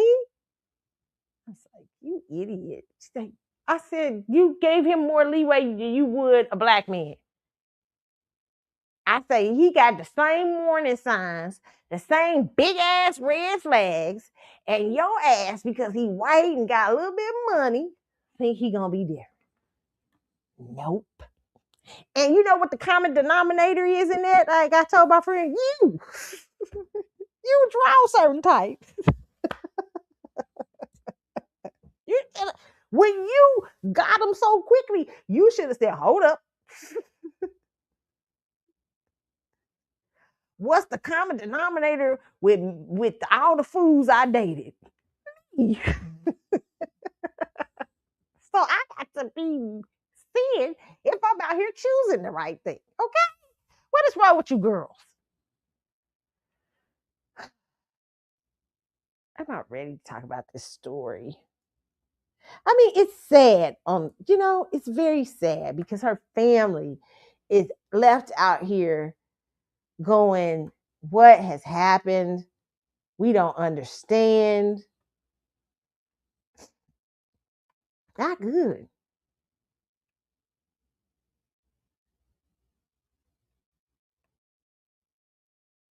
So let me just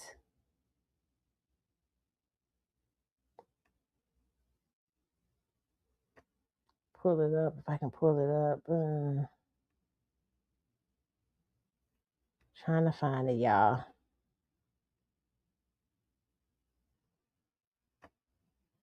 Okay.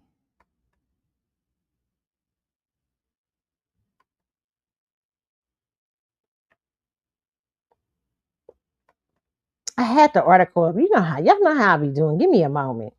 I get this article, get the whole thing up here. I don't know how I'll be moving. Okay, let's see.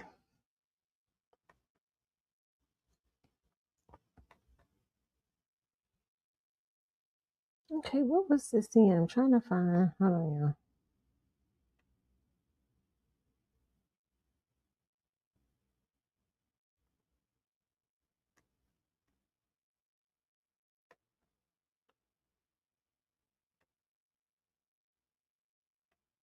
Okay, hold on, y'all. Let me find it.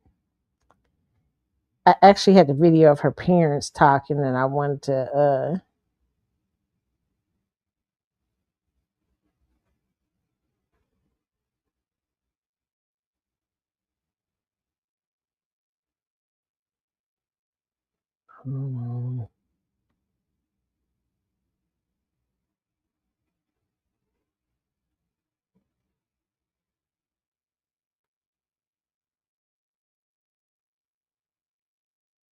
Okay, I'm trying to get it over.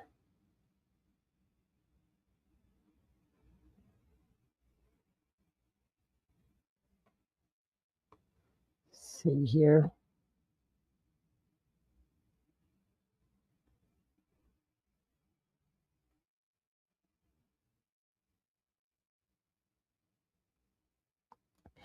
Okay, you guys, I'm finally getting there. Hold on.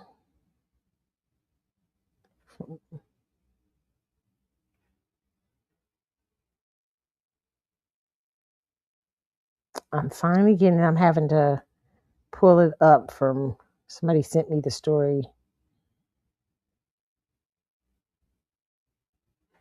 Okay, so I should have it up now. Okay, y'all. It takes a minute. Okay, but we getting it. We getting it here. We getting it. Okay, so okay. So okay, I'm gonna okay, it says I got too many, I got a couple of articles up here with this young lady. So we're gonna okay, her name is Ashley Janae. And it says, found dead in Tanzania. Friends, family rejects suicide claim. Okay. It says, a dream birthday trip to Africa, a fresh engagement to a wealthy financier, a soft life influencer who had finally found her happily ever after. Then reportedly, Ashley Janae took her own life. Her family and friends are not buying it. Ashley Janae, 31-year-old from Miami-based lifestyle influencer who called herself a soft life divestor on Instagram, was found dead while on a luxury vacation in Tanzania. The trip was meant to celebrate her 31st birthday and her recent engagement to fiance Joe McCain, referred to some as John McCain, founder of Asymmetric Financial. According to statements attributed to Tanzanian authorities and shared online by McCain himself, Janae died by hanging. Suicide is the official claim he has put forward, okay? But the timeline has social media spiraling, okay?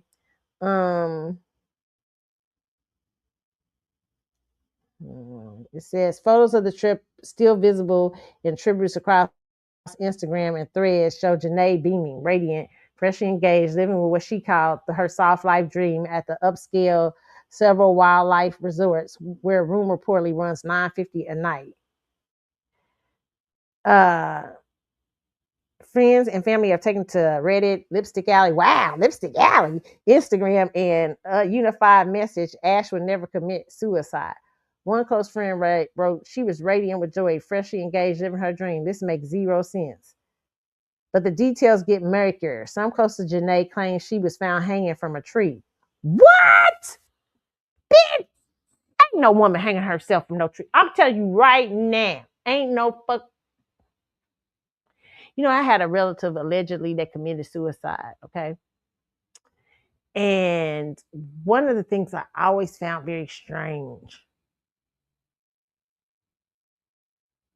was the way she was found. And it didn't sound like something a woman would do. I remember saying, ain't no woman gonna do that. Because when women commit suicide, it's not that women don't hang themselves and stuff, but it's seldom. Women usually take pills. They don't want to do nothing violent, nothing too crazy, too much. You know what I'm saying? And you had to be in too much torture. Like, or they jump out the window or something like that. But most women, they want something like quick or something where they can just fall asleep. You know what I'm saying? Like, it's very seldom do you see too much hanging and all that stuff. You see it everywhere. When I see hanging, I'm suspicious. And hanging from a tree, I damn sure am suspicious. Okay. Not inside her hotel room, has initial reports suggested. Even more alarming, multiple reports allege that McCain waited 2 full days before notifying authorities or contacting her family. 2 days, one Lipstick Alley, he used the word, make it make sense. Okay, wow. Girl, she thought she found one too. Okay. Let's go here. Let's hear one of the reports from this lady on ABC. I'm going to put it up here. I mean, CBS. Let's see if we can pull this up.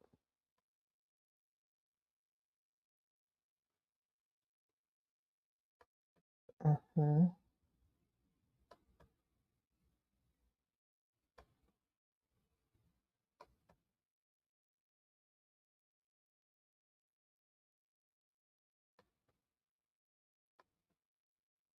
Okay.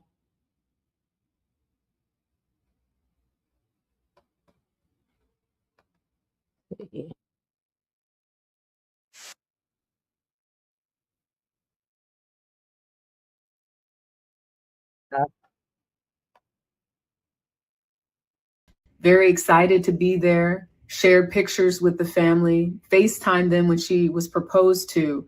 But they released a statement saying that Ashley was found unconscious in her villa and was rushed to a local hospital where her death was confirmed hours later. I spoke to Robinson's parents. Here's some of what they had to say. It doesn't make any sense. She was traveling with her, with her boyfriend, and he was taking what was supposed to be a celebratory trip to celebrate her birthday that was coming. And they were in a gorgeous place in Africa and happy. Everything that we knew was that she was supposed to be happy, and she was engaged. She celebrated her birthday thereafter, and then she's just gone. We're confused about how that could change so drastically. What can you tell us in terms of how you found out, and have you spoken to her fiance? I was initially contacted by him to let me know that something had occurred, and that she was in the hospital, but it was very limited communication and not with a lot of detail.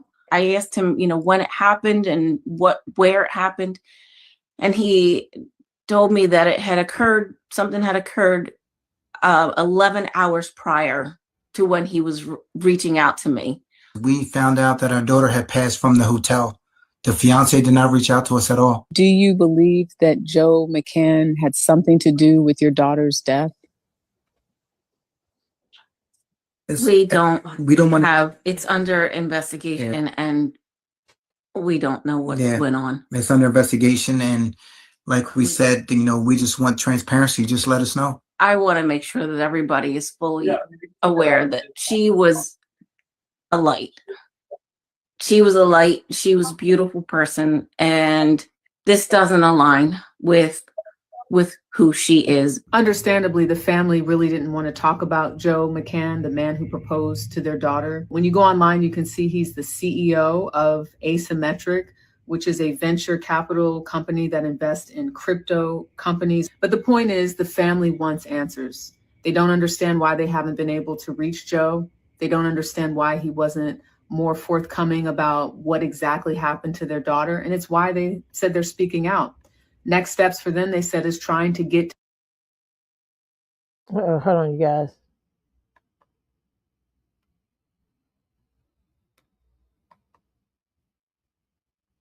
But something crazy happened. She was having a good time. Her family said she was very excited to be there, shared pictures with the family, FaceTimed them when she was to Zanzibar so they can get to the bottom of what happened. I just spoke to the family of Ashley Robinson. She's the 31-year-old influencer. Okay, so she was wasn't on vacation with her fiance. I don't think. They saying it was in her villa. Okay, so listen, let me tell you something. I'm gonna tell you something, Black parents. And my grandparents were maybe because my grandparents were from the old school. I was raised by the greatest generation, or the greatest generation thing that before the baby boomers. So I have a lot of their energy in me. So they said a lot of things to me about race all the time. Like, in case I'd even think, like, white was better and stuff like that.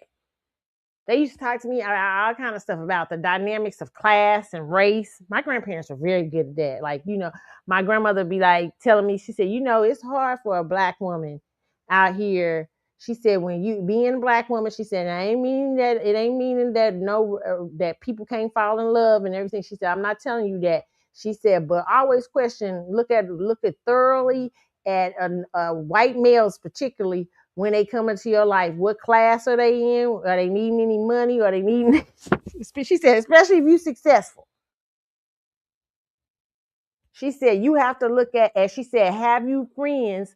Both my grandparents used to tell me this. Have you friends from other groups and other races that don't know? They could tell you of things about that person.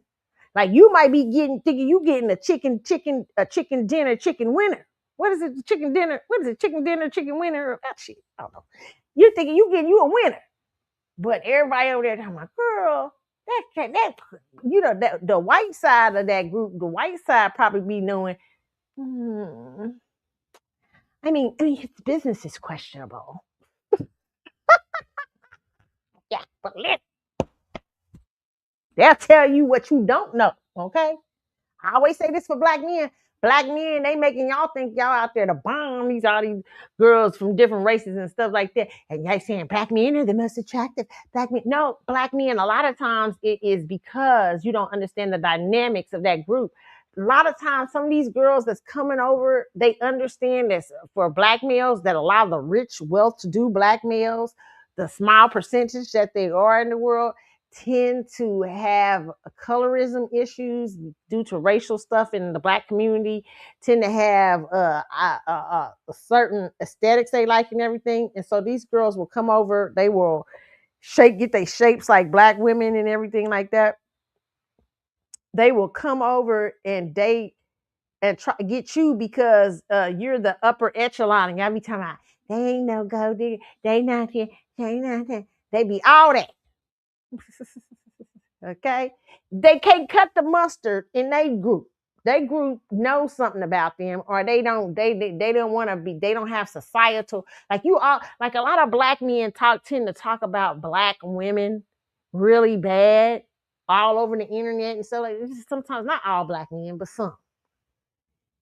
And it gets loud. But a lot of times in these other groups, they not telling you that a lot of these women are rejects from in their group. Like you'll just hear it at a dinner party, or you hear it in passing. Like a lot of basketball stars, when you in school, and this blonde is on you, and you think you the man, but you better be having some white guy friends to talk to, like who know something about her. Oh, Ashley. Oh, you're dating Ashley. Well, she's a great girl. I mean, she's nice. She's very beautiful. Well, why you ain't dating her? I mean, her family, they've been having a hard time lately, man. I mean, it's a lot going on there. Blah, blah, blah. See, they be doing shit that you don't know from the class perspective. And they know that she might be over there trying to ring up some dollars for her family. And y'all easy pickings. See, she can't go and do that. She gotta jump over hoops. See, with white males in society, you have to sometimes because they're paying, to get a let's see, who's a master of the game over on the white side, to get somebody super smart with a lot of money.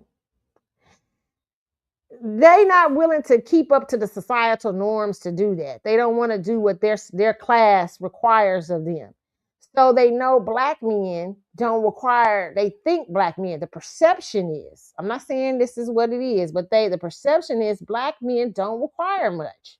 Except I got a big ass, big titty, look like I got I'm like exotical, or got some sort of hair, look like I'm anything but black women, but have black women aesthetic, like from the body. And I can wrangle up one of these dudes and just pretend that I'm somewhat submissive. You think them girls all in the Caribbean don't know them girls y'all been running over there to DR? You think they don't ain't hearing about you fools? Them girls over there in Brazil, come on, they got them on their YouTube laughing at y'all. And you gotta wonder how you able to move over there in the DR. You moving over there in the DR, y'all going over there in droves. And why the men ain't fight? Usually men be like, the men of the society ain't gonna like that. They be like, what the fuck you coming over here just trying to date our daughters and stuff like that? You better start asking around the DR. Oh, that girl you dating, she been a prostitute for 10 years. You don't know what's going on. Because you ain't got no friends. What am I saying all this for? Because Ashley thought she had a chicken dinner winner. Okay, I'm not saying he might have been. I ain't saying he did this. I'm not saying. Okay? It sounds suspicious right now. It sounds suspicious. Now, in the case of over here in America, it's innocent until proven guilty. I don't know what the laws are over there in Tanzania. Funny how he took a foreign trip, because these white men, if you watch the ID channel a lot, like I do, one of the things you know about white males, when they commit murder or they kill their spouses and stuff like that, they love an out of country trip. Why you say these? I'm not saying that he did nothing. I'm just saying what I learned on the ID channel, what I see. And no offense, white men, I'm not saying all y'all. I'm saying the ones that committed murder of their spouses and stuff. A lot of them, they be thinking out the box. Like they will go out the country. They'll take their wife on a cruise ship and push her ass overboard. You don't never see her no more. They love that shit because it's like hard to trace. And other countries. I saw this one white man who took his wife to a whole other country. He had just married her ass. He got an insurance policy on her ass. Her ass wasn't good. His wife was good. Hey, hadn't been his wife good week. He pushed her ass over a cliff in a foreign country. Reason why? Because what they know about foreign countries, not all foreign countries, but a lot of y'all, certain countries.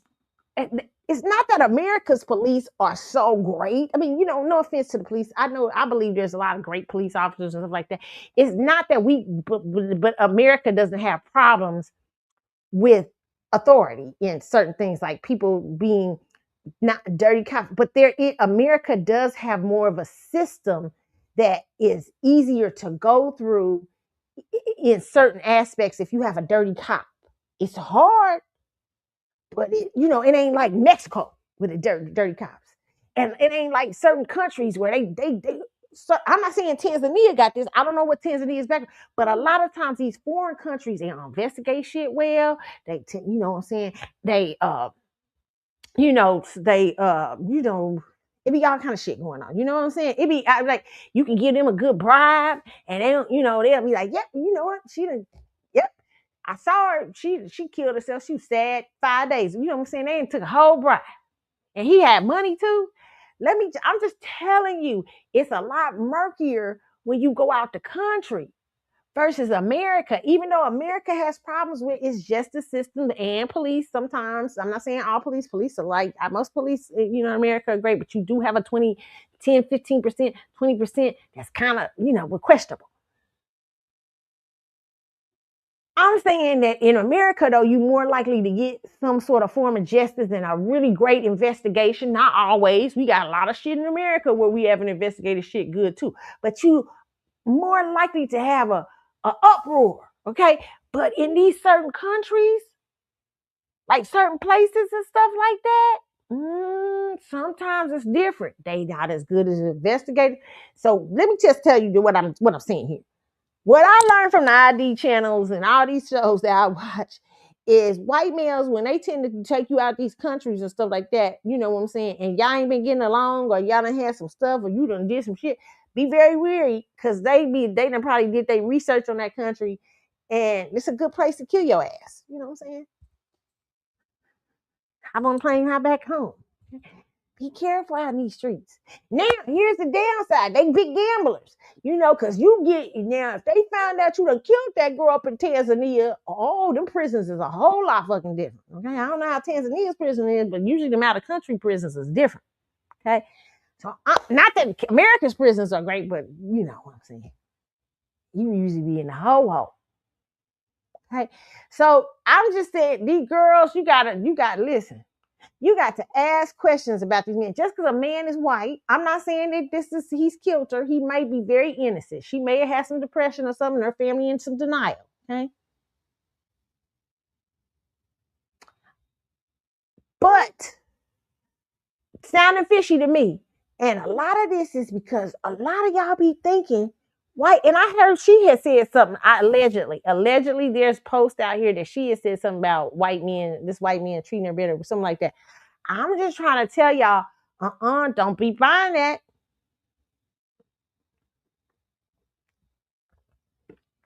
Don't buy it, especially if you've dated a bunch of crazies and they all been one race, and you jump over to another race thinking the game is going to change, but you still in the game. Oh no, you better question that shit. Okay? Because cray goes across the line. And what happens when you get over into another ethnicity or culture, you don't recognize certain things as quickly because you enamored with all the newness of the culture and the ethnicity and the differences. And you ignoring the big ass red flag. So it's always good to have you some white girlfriends and some friends that can be like, oh, what's his name? Yeah, I asked such and such about him. Be careful with him, because they know the tape. Okay, it's just like we as black women, we know the tea with some black men. We be like, girl, that fool, girl, listen here, you know what? We can tell, black women can tell you right out if something ain't right, sometimes ain't right about black American men, because we know them. We know them. Okay. We know them a lot. Just like a Nigerian woman can tell you about Nigerian men. She know them. Same thing, Nigerian men know Nigerian women. Okay. But stop it. Stop trying to think these, because these people is white, they all right. And you got a lot of people that's racist. Like, I was hearing there's some men who allegedly going with black women to do that. I better be careful. Okay? Moving on. Listen, I bet you hard, no offense to this. I bet if I'm out here in these dating streets, I'm betting everybody hard. Everybody should be betting hard. But I'm really betting, double, triple betting, when you a culture I don't know and understand. Especially if you of a different whole racial dynamic. Because I want to know, like, wait a minute, hold on. Like, is you just outcasted? Is that the reason you over here? Don't none of them white women already know the gig on you? The white women know maybe that company is shady or something like that. You know what I'm saying? They know stuff we sometimes don't be knowing. Okay? We just enamored by all the gifts and shit. Like, yeah, he brought me a Birkin bag.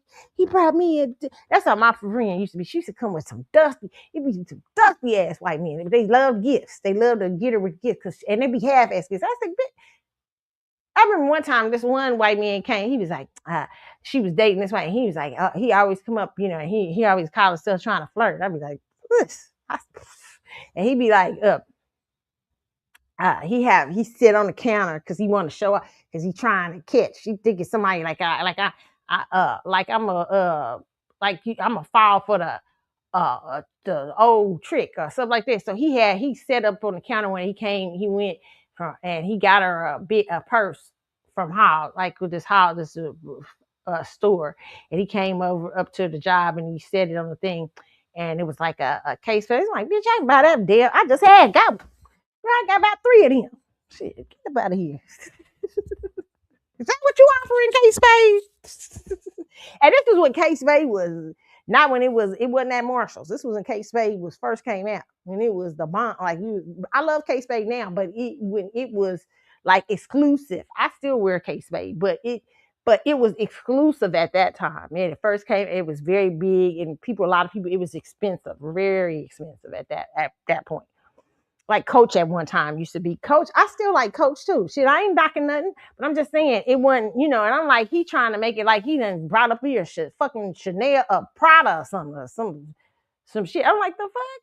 Like, you know what I'm saying? Like, I'm like, he was trying to do that, and he would grab her attention with a lot of that. And I remember she was like, she just loved to brag on these white men and stuff like that. And he brought her I forget, he brought her something. It was something crazy. I was like, bitch, I was carrying him in high school. Like, it was the MCM. Yes, I said, bitch, I was carrying that in high school. Get up out of here. Like, it's nice. They expensive. Don't get me wrong, but I'm just saying. You know what I'm saying? It's like, you don't know. You thinking this girl was getting big gifts. So he probably was on the Birkin because he has a crypto company. He's supposed to be a millionaire or something like that. So she probably had a couple Birkins or something like that. But bitch, you better ask, okay? Because you probably don't know nothing about that how that society go. And the other girls know. They like, oh, what Birkin did he get you? So they know where you don't know. Your little ass don't know nothing about it. You thinking he whining and dining you, and they know he cheap siding. You know what I'm saying? I'm just saying. Other cultures understand other cultures. So always when you're going over in there, ask your friends. See how his friends react to you. See how his friends are acting in the room about you. And this just go with men, period. Sometimes when you dating out your league, I tell women that too. When you dating out your league, look at how his friends is looking at you in the room. Our little sly shit, they say. So, where did you meet? Like little shit like that, like especially when you out your league, okay? Because what they might know is like, okay, oh, like you'll be in a room and you think it like he really like you and you done cross the, I mean, oh, he's introducing me to his lifestyle and everything. But what the other people know in the room is they know about the ex. Oh, well, before you, did he tell you about Betty? Oh, disaster. And you're like, what? Disaster? I mean, oh my God, he was so brokenhearted, That's why he's probably doing something different with you. When you hear that shit like that, stop the presses because they telling you something. Even though they being shady motherfuckers, they telling you something you don't know. Stop. Mm-mm. He being different with me. The fuck you mean by that? Because he normally wouldn't date your type. I'm not. No offense, you're such a beautiful girl, but what you mean with that? Because he might be, you know what I'm saying? He might be on the down end. He might be, and he to pick you because you don't know no better. he done got drugged through the streets by this other chick, and you done came along and you a good little fun, different experience rebound. You gotta ask yourself questions, girls. You can't be in denial. It's always good to come into a relationship with humility so that you can know if you already know. You be like, damn, you know what? Wait a minute, hold on. This is not who he normally dates. Let's ask some questions here and not be offended when somebody tell you the truth, okay? And then sometimes people trip. Maybe he really he might really like you, and he's right really be like, nah, I know, yeah, I had this, and if he can make you believe that, you can see it. But at least you had that in your mind. You already know his friends that they looking at you. That's what I'm saying. It's always good to see the surrounding and don't just go up into the thing and don't just think people being shady towards you, even though they are. Read between the shade. Like if you don't fit in their world, read between that fucking shade. Still. You know what I'm saying? Sometimes the shade is just shade. And you like, bitch, I'm up in here. I don't care. You know what I'm saying? But sometimes the shade is because they not only know that he's full of shit, you know what I'm saying? They know that are you being used. Listen between the shades so you can get all the information. That's what I say. Okay. And never be intimidated to go into the different culture, different thing and see it. And don't just take the shade as, oh, they're just jealous because I'm dating him and they're not. No, sometimes it is that, but sometimes it's some other stuff too. Okay. So let's say that, okay.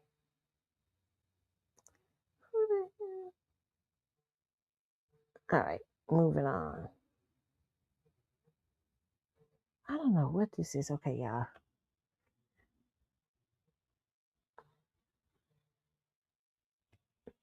Let's go to the next story.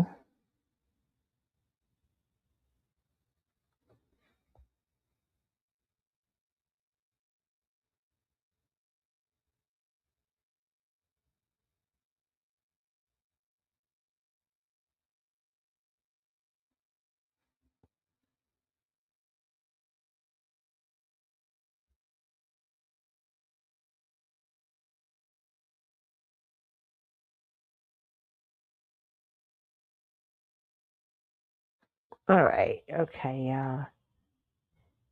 Move into the next story I need to talk to y'all about. Yeah, but this is a very sad story. I'm praying her family does really find out the truth about what went on with her. She got engaged. It just seems weird that you go from being engaged, talking about the soft life. But then again, wait a minute. I'm gonna say this. I'm gonna say something that's very different. Let me just say this, okay? I don't know if it's true what they were saying her that she was talking, and the Tanzania situation may have to, may have to hear a little bit more from this. But if she's been on social media and she's been bragging on this man, and I don't know, we just don't know what state she was in. Her family is the only thing you can go by is as far as saying that, she was happy and stuff. But sometimes she might have been ashamed. Maybe she was ashamed that this didn't show out. Something maybe happened that showed, uh-oh. And then you got to go back and tell all your friends he wasn't shit after you've been all on the internet talking about soft girl era and I'm living my soft girl life and bullshit. And this mofo, you done found out this mofo ain't shit. I mean, that's a bit, some women might, feel depressed about that, may go into some sort of thing, you know what I'm saying, and not want to stand up to the shame of it all. I doubt that, but it's just giving another alternative out here, okay? We can think about it. Innocent till proven guilty, okay? Very interesting, okay? Let's move to the next story. Okay, Kamora Simmons, okay. Do I want to do that one first? I think I do. Okay.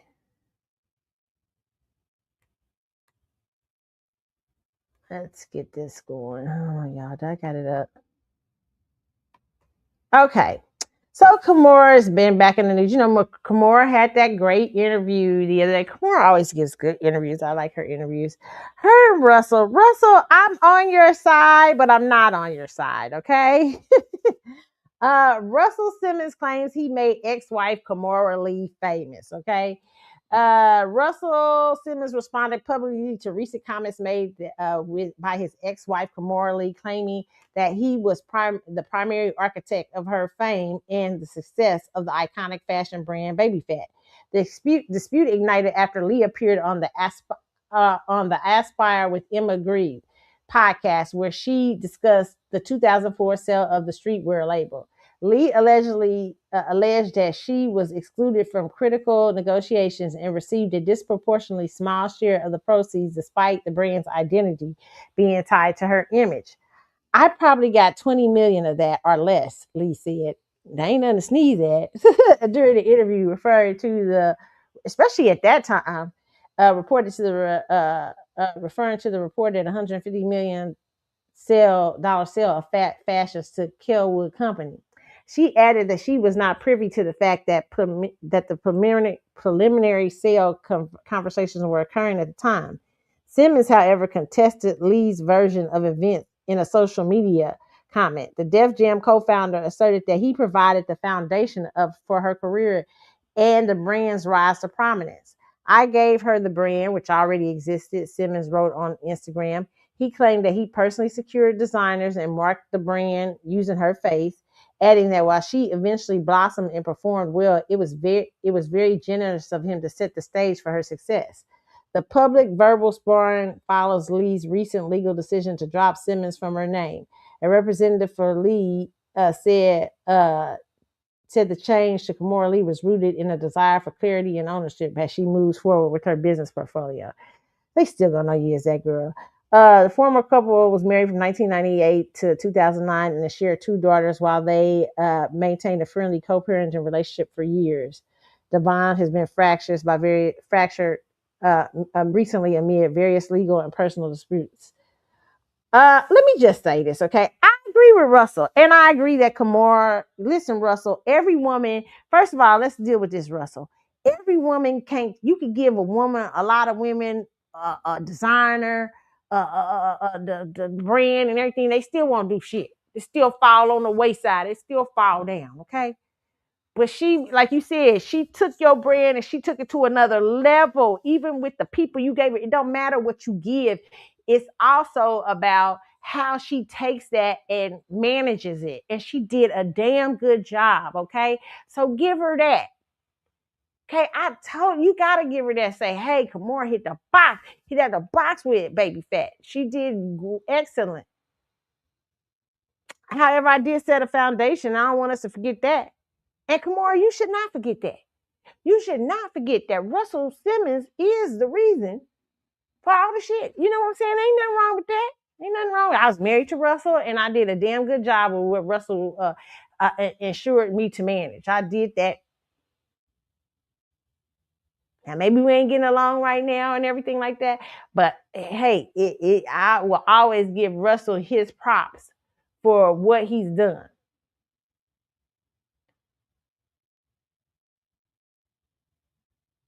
Now, maybe perhaps both of y'all have to have come to Jesus meetings. You know what I'm saying? Y'all have 2 kids. How many kids they got together? 2 kids.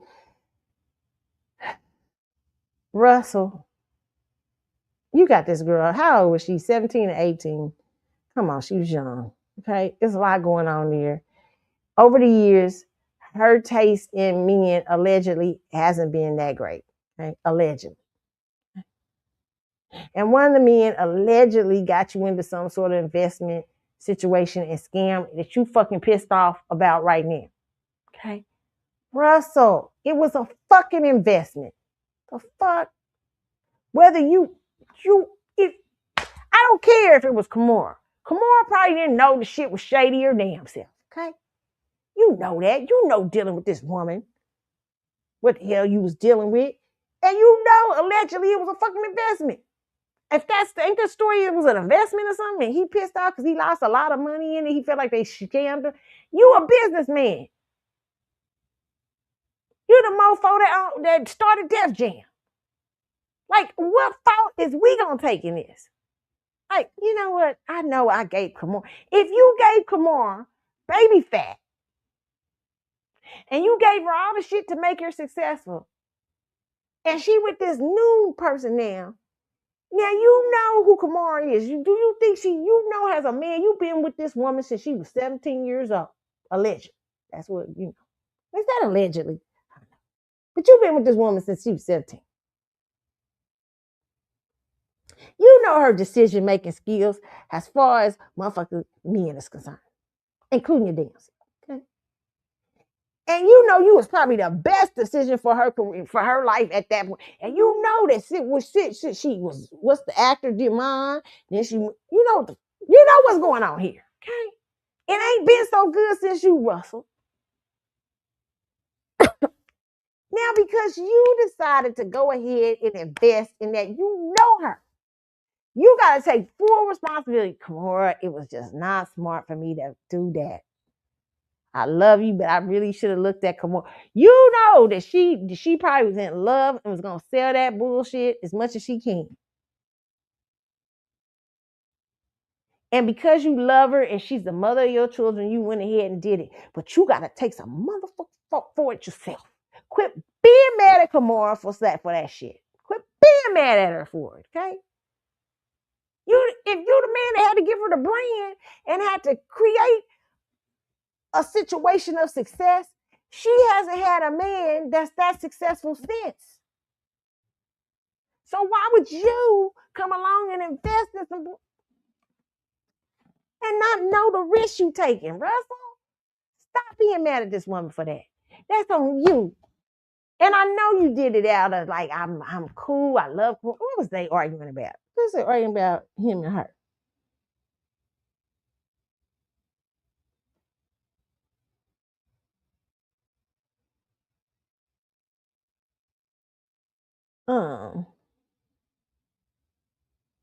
I forget. They was arguing about that. Wait a minute. Russell said he lost a lot of money in it.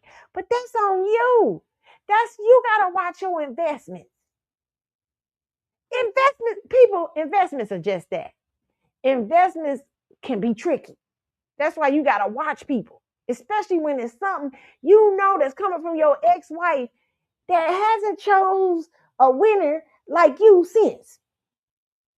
Right. So you gotta be looking at something when you like, when she coming through with a dude that's invested, you know her. You've been knowing her since you took her from 17 years old to the life. And now she went back out to the streets. Okay? And you got to know that if she is navigating from that 17-year-old space. Kimora, yes, you was. I don't care what you say. Now she navigating the game from that space. And you gonna get mad at her for some shit you decided to invest in, even if she convinced you, you know what you're dealing with. Stop it, Russell. Stop all this. Enjoy that time in Bali.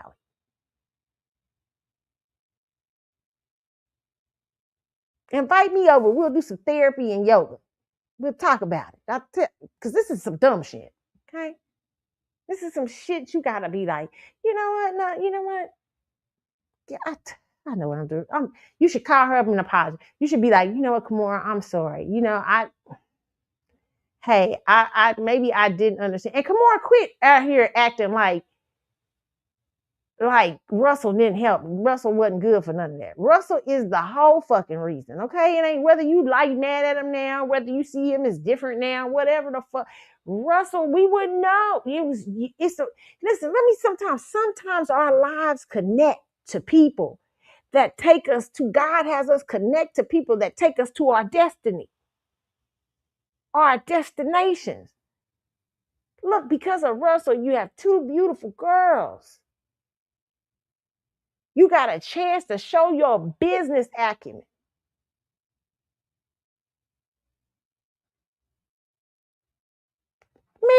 He may have put you through some shit. I'm pretty sure he did. But y'all was friends for years. What's the bullshit y'all on now? And Russell, I blame you for most of that because you were the businessman in this. Okay? You should have known better. Quit talking about that money. And the more you talk it up, it feel like it's gonna run away. You just understand that. Like, that's another investment in Kimora. Why? Because I love Kimora.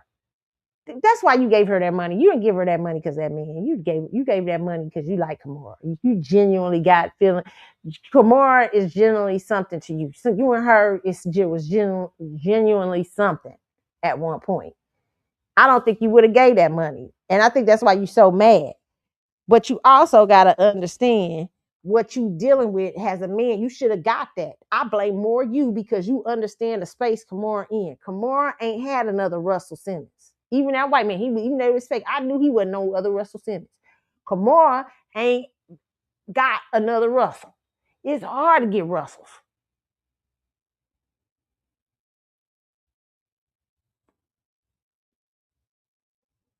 So calm your ass down. If you're talking about this girl to get mad every day. Hold up, I gave her everything. When you know you the bigger space, let me just say this. Sometimes you know you the big dog. When you know you the big dog, you know you the big motherfucking dog in the room, you got to take a lot of the fault. Russell, this is where I'm getting on you. You got to take a lot of that motherfucking blame. You got to stop arguing with Kimora. You got to stop arguing with this because you knew you were the big dog. You knew you the dude who started Def Jam. You know you the dude that was able to sell Def Jam, was able to the first kind of black mogul in hip hop. You was able to parlay that over into fashion and everything first before anybody else. You know you that guy, and you used her with it. You know you was the big dog behind it all, and you know she ain't had no bigger dog since. Why the fuck is you getting mad at her about this fucking money she lost? She didn't lose it, you lost it. And you mad because you lost it because you care so much about her. You probably knew in your head, this don't sound right. This sounds shady as fuck, but you know what? Kimora really want me to do it, and I'm going to go ahead and do it because I care for Kimora.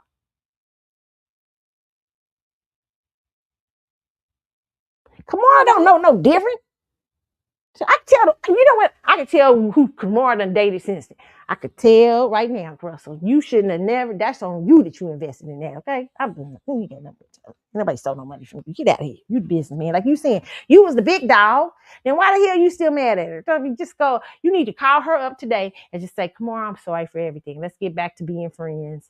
We just gonna disagree to agree on the man on what happened in the $100 million thing. But I realized that it was an investment that I should have taken more fault and seen more and realized more things and stuff like that. I don't want it to ruin our relation. We old now.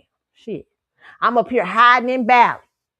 I need all the fucking friends and supporters I can get. Shit. Let bygones be bygones.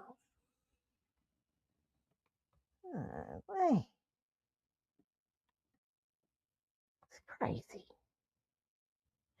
I mean, I don't know what's going on in the world today. I don't want to come on here sometime and talk. I'll be like, what's going on? I was like, I'm not gonna talk. And then I see stories like this. I'm going, what is going on? I saw this woman on the internet today, and I was like, what? The world just never ceases to amaze me. They're used to everything I'm doing today, by the way. But this lady puts on the internet this morning. I felt like going back to sleep after I saw it. I said, the world's just not ready. I'm gonna go back to sleep. This is from Hollywood Pest. A woman is speaking out, speaking out after alleging that a man known as Coach Cleveland had her doing sexual favors to help her 7th grade son make a basketball team and still didn't put the child on. Now she's exposing him, and people are side-eyeing the whole situation because let's be real, women make sacrifices for their kids every day.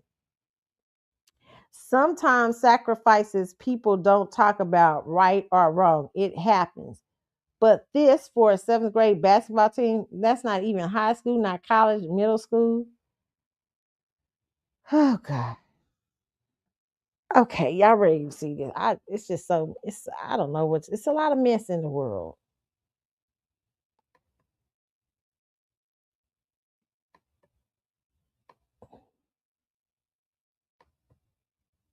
Let's see if we can get up here.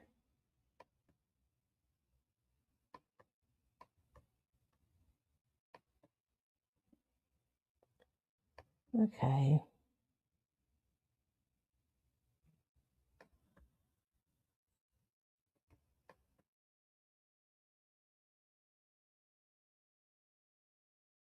Well, just so I can see it. You block me. I'm finna expose you. I'm thinking about expose you, all right? So if you don't return my call, the whole world finna know, even your wife, Michelle Cleveland, that Let me start this. that's a fucking library lady downtown. I don't think y'all heard it.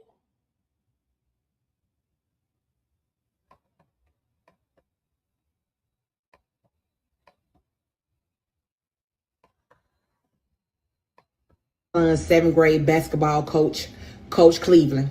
Hey, how you doing? Yep, it's me. You wouldn't answer my fucking phone calls. You blocked me. I call you from text now, no answer. I'm finna expose you. I'm thinking about expose you, all right? So if you don't return my call, the whole world finna know, even your wife, Michelle Cleveland, that's a fucking library lady downtown. She finna know too. The damn library ain't finna be quiet no more. All right. So Michelle, I'm finna give you proof to let you know that I done sucked and ate your husband ass out. Okay? But hold on. Now back to Coach Cleveland. You promised me that if I sucked and ate your ass, my son will make the basketball team. Now you done blocked me. I'm calling from text now. No response. My own result is right here. So if you don't respond back to me, the whole world finna know. All right? So, Michelle, your husband, to prove to you that I didn't ate your husband's ass, what's tatted on his ass? Oh my God. It says on his ass, be patient. Bigger things are to come. Boom. Now you know. Jesus.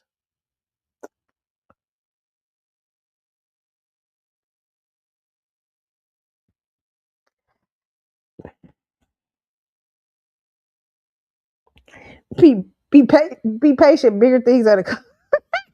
Wait. Oh God. Listen. The world. Are you, lady? First off, let's just start where we at right now about you on the internet trying to blackmail a coach that roped you allegedly into eating out his ass or whatever else so you could get your son on a 7th grade basketball team. But hold up. Let's start where we at. You have just embarrassed the fuck out of your son. Like, this is like, bitch, they see you. Bitch, people see you. It's we can see you. We can see you. So people seeing you, knowing who your son is, you just don't put out here that you did a trick to get your son on the set. Like, did it come to your head? Like, shame wasn't the first thing that came to this motherfucker. Shame, like, I would have been like, oh, damn, he done played me. Oh, no, let me go hide. I don't want to see people see my face. I don't even know if I could go to the, oh, my Lord. Shame wasn't the first thing to hit you. This motherfucker decides, I'm going to get on the internet. And, Coach Creed, hey, you supposed to put my son on it. You trying to judge my phone calls. Girl, have you no shame? Have you no shame? None. Like things that, what shame used to be a good thing. Maxwell's song, feel no shame. No, Maxwell, they need to feel shame. We need feel shame. You need to change that song to feel some shame. Nobody wants to feel no shame no more. Nobody wants. Shame is good in its proper context. There are certain things that you're supposed to be like, oh, you know what? Like, oh, I done did some shit. I'm going to go hide.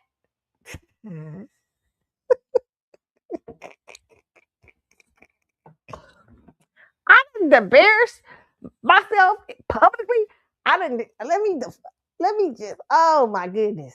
This is a moment that I need to feel the shame. You know what I'm saying? I need to feel this. This is shameful. This is a shameful situation. Not her.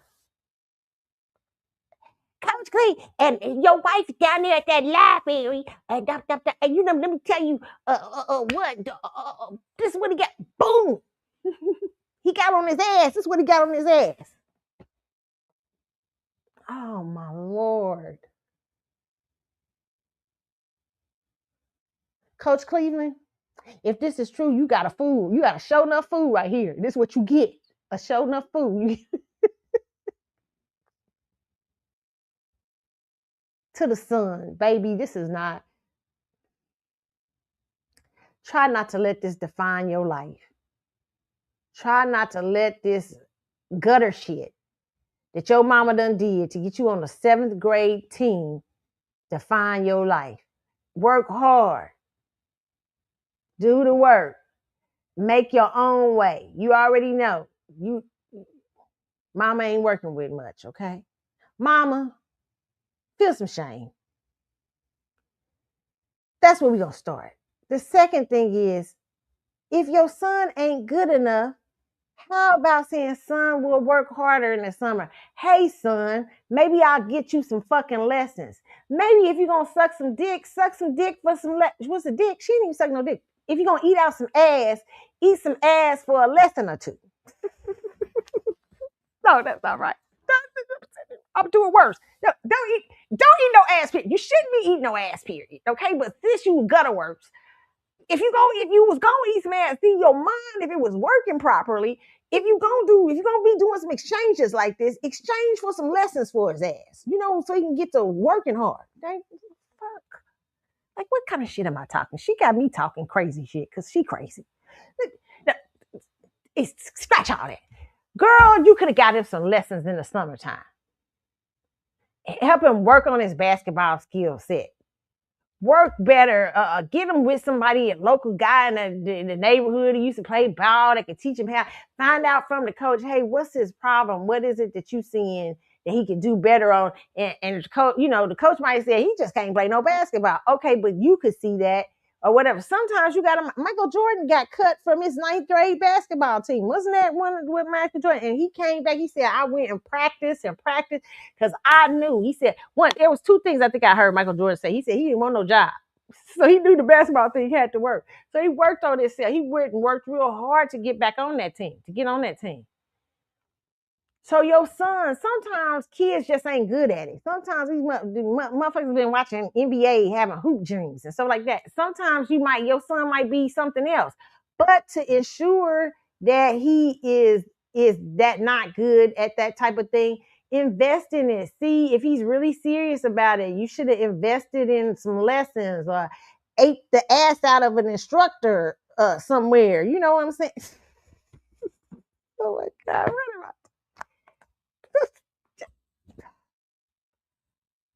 I don't how do you talk to her? I don't even know. How would I talk to her if I was her friend? This is probably how I'm gonna get you.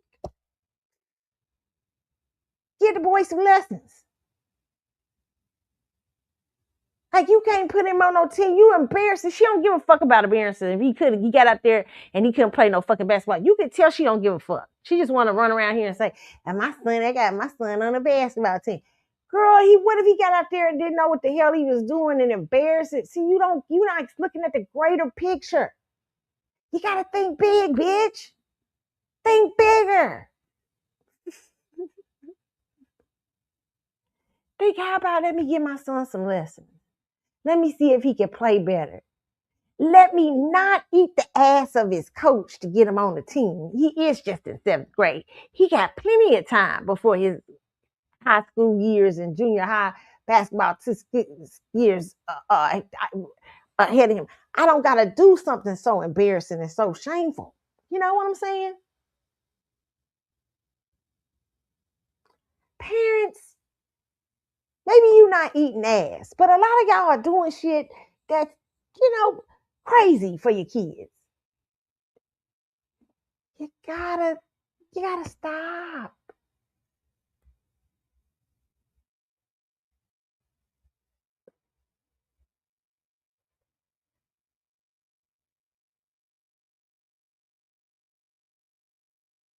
Hold on, y'all.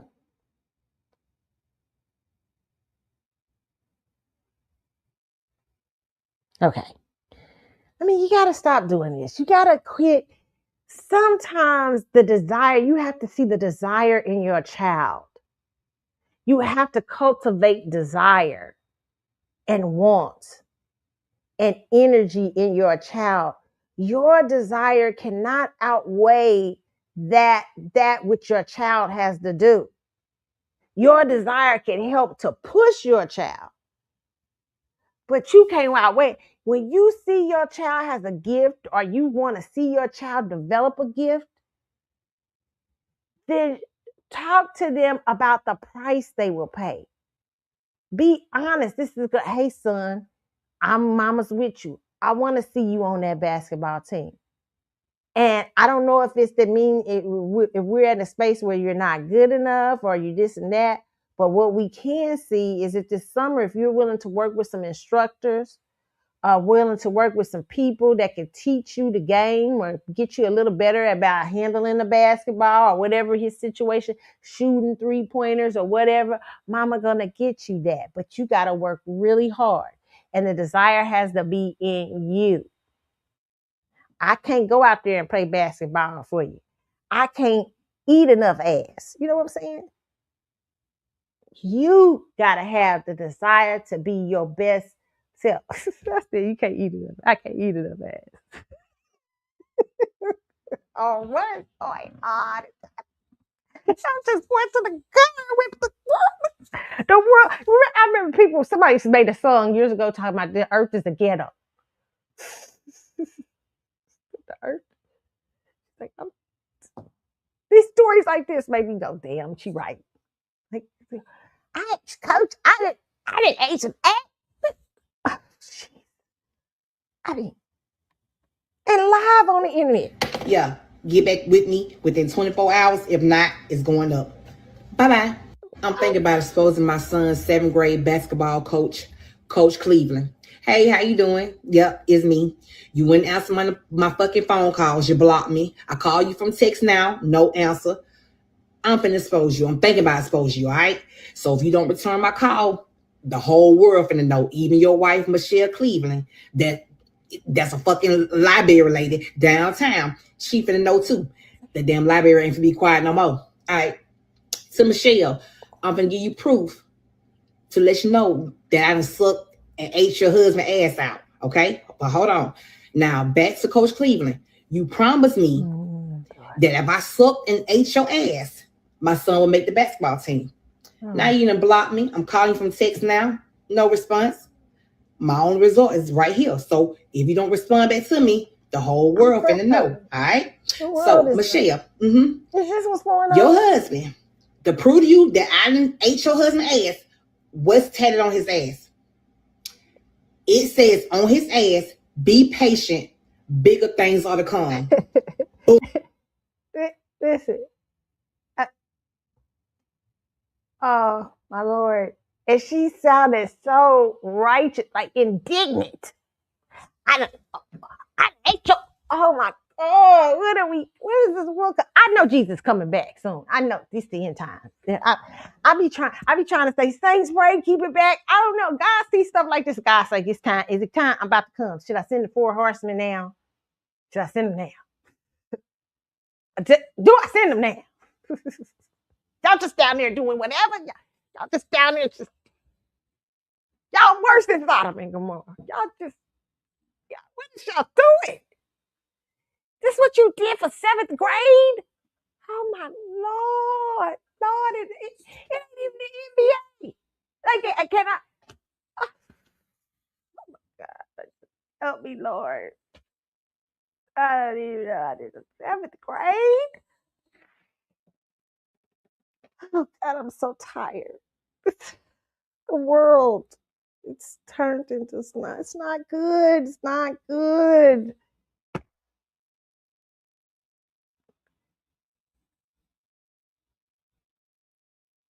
You know what? How you gonna be the Abraham of your generation praying, God, one more, if it's one righteous person, and God see this woman on here talking about I'm about to, and boom, and boom, and on his ass is static.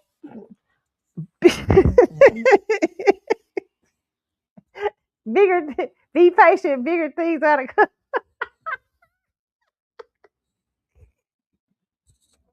Boom.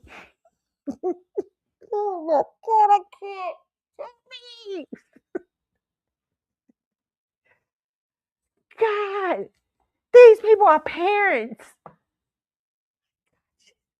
They're parents. These are the same people tell you, you don't know nothing about, you ain't never had no babies. You don't know nothing. I be like, I know more than you. I think I'd be a better mommy than you.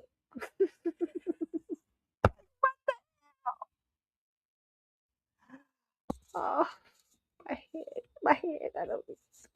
Moving on to the next story. I can't believe we live in this world. Is it really going on, God?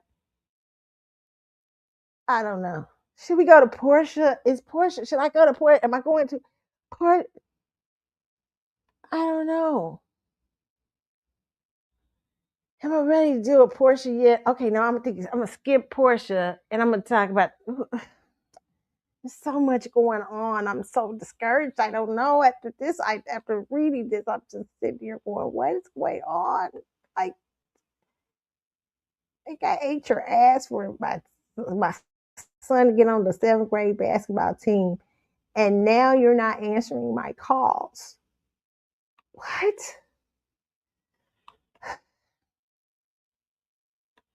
It's like, you just be like, God, come on. I mean, I don't even know what to say. Acting.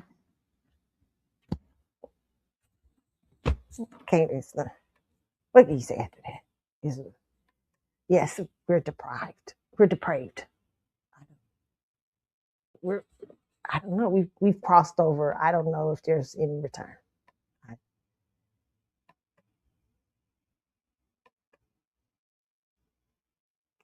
Sometimes it's just it is what it is.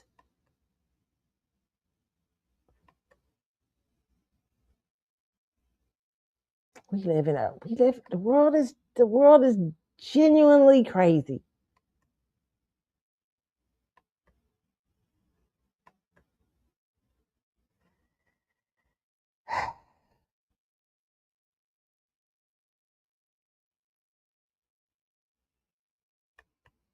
I think we got to have silence after that. That's crazy. I mean, really?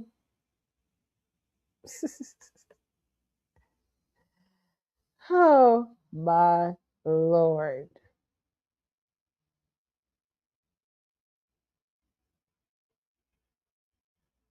Okay. This next story, I have to find one.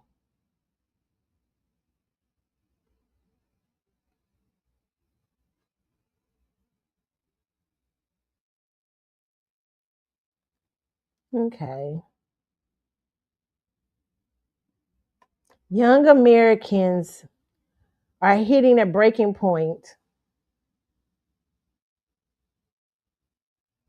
Okay.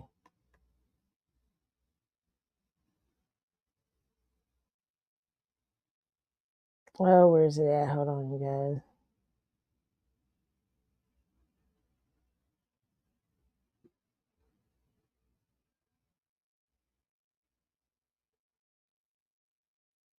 Where's it at? Oh, they saying Sade got inducted into the Hall of Fame, Rock and Roll Hall of Fame. Well deserved.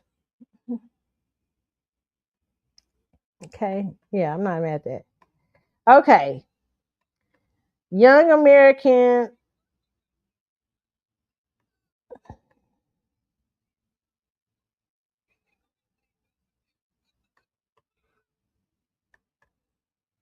Okay, I'm trying to share with y'all. There's a lot going on here. Okay, I'm trying to get to. Let me put it up for y'all. I'm just flabbergasted after the last post. I don't know if I can. I don't really know if there's. I almost feel like, damn, should I just end the show on that? I mean, I don't know. I don't know if I need recovery time. I mean, like, what just did I just watch?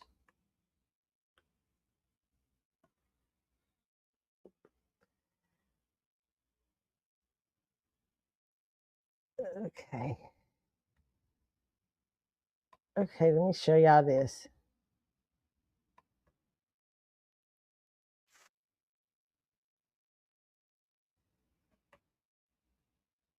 Wait a minute, hold on.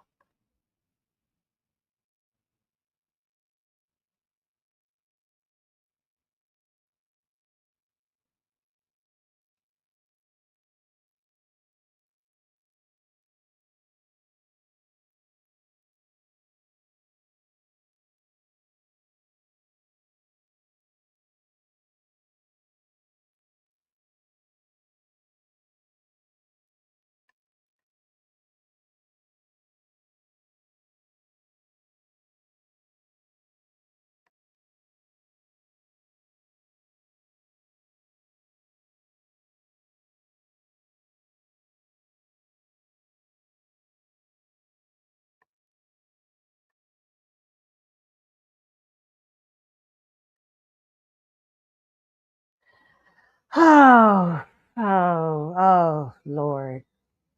Let me just say, I don't know if y'all heard all that.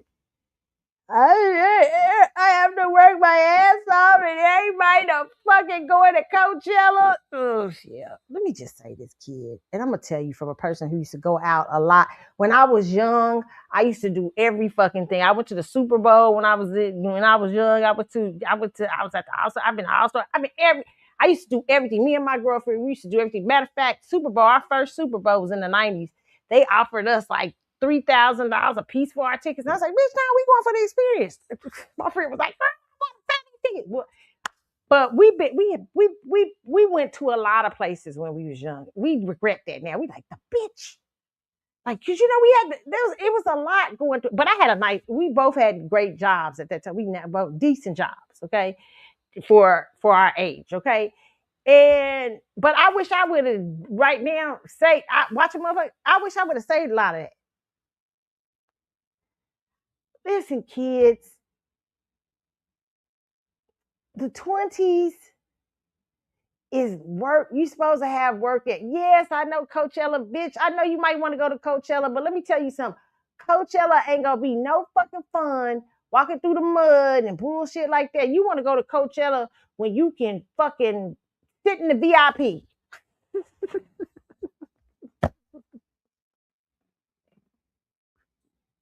Hey, fucking with Coachella. I've heard how hard from the young people. The young people like, it was not that great. Because sometimes you don't need to go where your whole crew going. I know right now it's painful to watch everybody going to Coachella. I gotta work. Trust me. Listen, it's gonna be some good shit. Listen, just trust me on this, girl. And you might have to do a lot of stuff alone when you get older and stuff, but it's gonna be some good shit when you a single girl, when you in your if you use this time wisely, if you use these years wisely, yes, it's gonna be some crying in the car, it's gonna be some sadness and shit like that. But if you use this time wisely, this small window of time you got wisely, when you hit your early 30s, late 20s, and you got your money right there, you can go to Coachella and you can sit in the nice section of Coachella like, bitch, I ain't walk track through no mud. That's the experience, baby. Me and my girl, we went to Essence. No, we had nice seats and shit though. I can't lie. We went to all that. But we worked real hard too. You know how hard it took me when I went to my first fucking Essence Fest. And Essence Fest used to be, let me tell you bitches over there at Essence. I'm not gonna talk about them. They just fucking up Essence Festival. Fucking festival. Have you no shame over there at the festival? Where's Susan? Where's the days of Susan Taylor? Y'all got too many ratchetness. Y'all can't have all this ratchetness on. Y'all trying to do, remember, this is what happened. No offense, Megan Thee Stallion, when she had that year, and they was bringing people up there twerking, and people at the Essence Fest was like passing out their audience, because Essence Fest is usually an older crowd, and they usually bring one shocking, person or a little couple, they don't go that far. Susan Taylor's Essence never went that far. She's like, bitch, ain't gonna be no up in here. Too much of ratchetness, okay? The ratchet is we gonna get is Bobby Brown.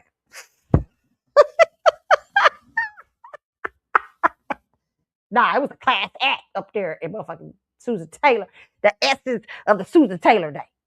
Hey. This motherfucker Essence, now they just putting all the ratchetness out there. They don't understand their target base has always been older people. When I was growing up, we wanted to go to Essence because the older people knew how to kick it. We was like, God, they balling up in Essence. And we wanted to make sure when we first went to our first Essence, it was gonna be a good time. I remember me and my girlfriend was like, girl, we're gonna be doing everything. We had a wonderful. We went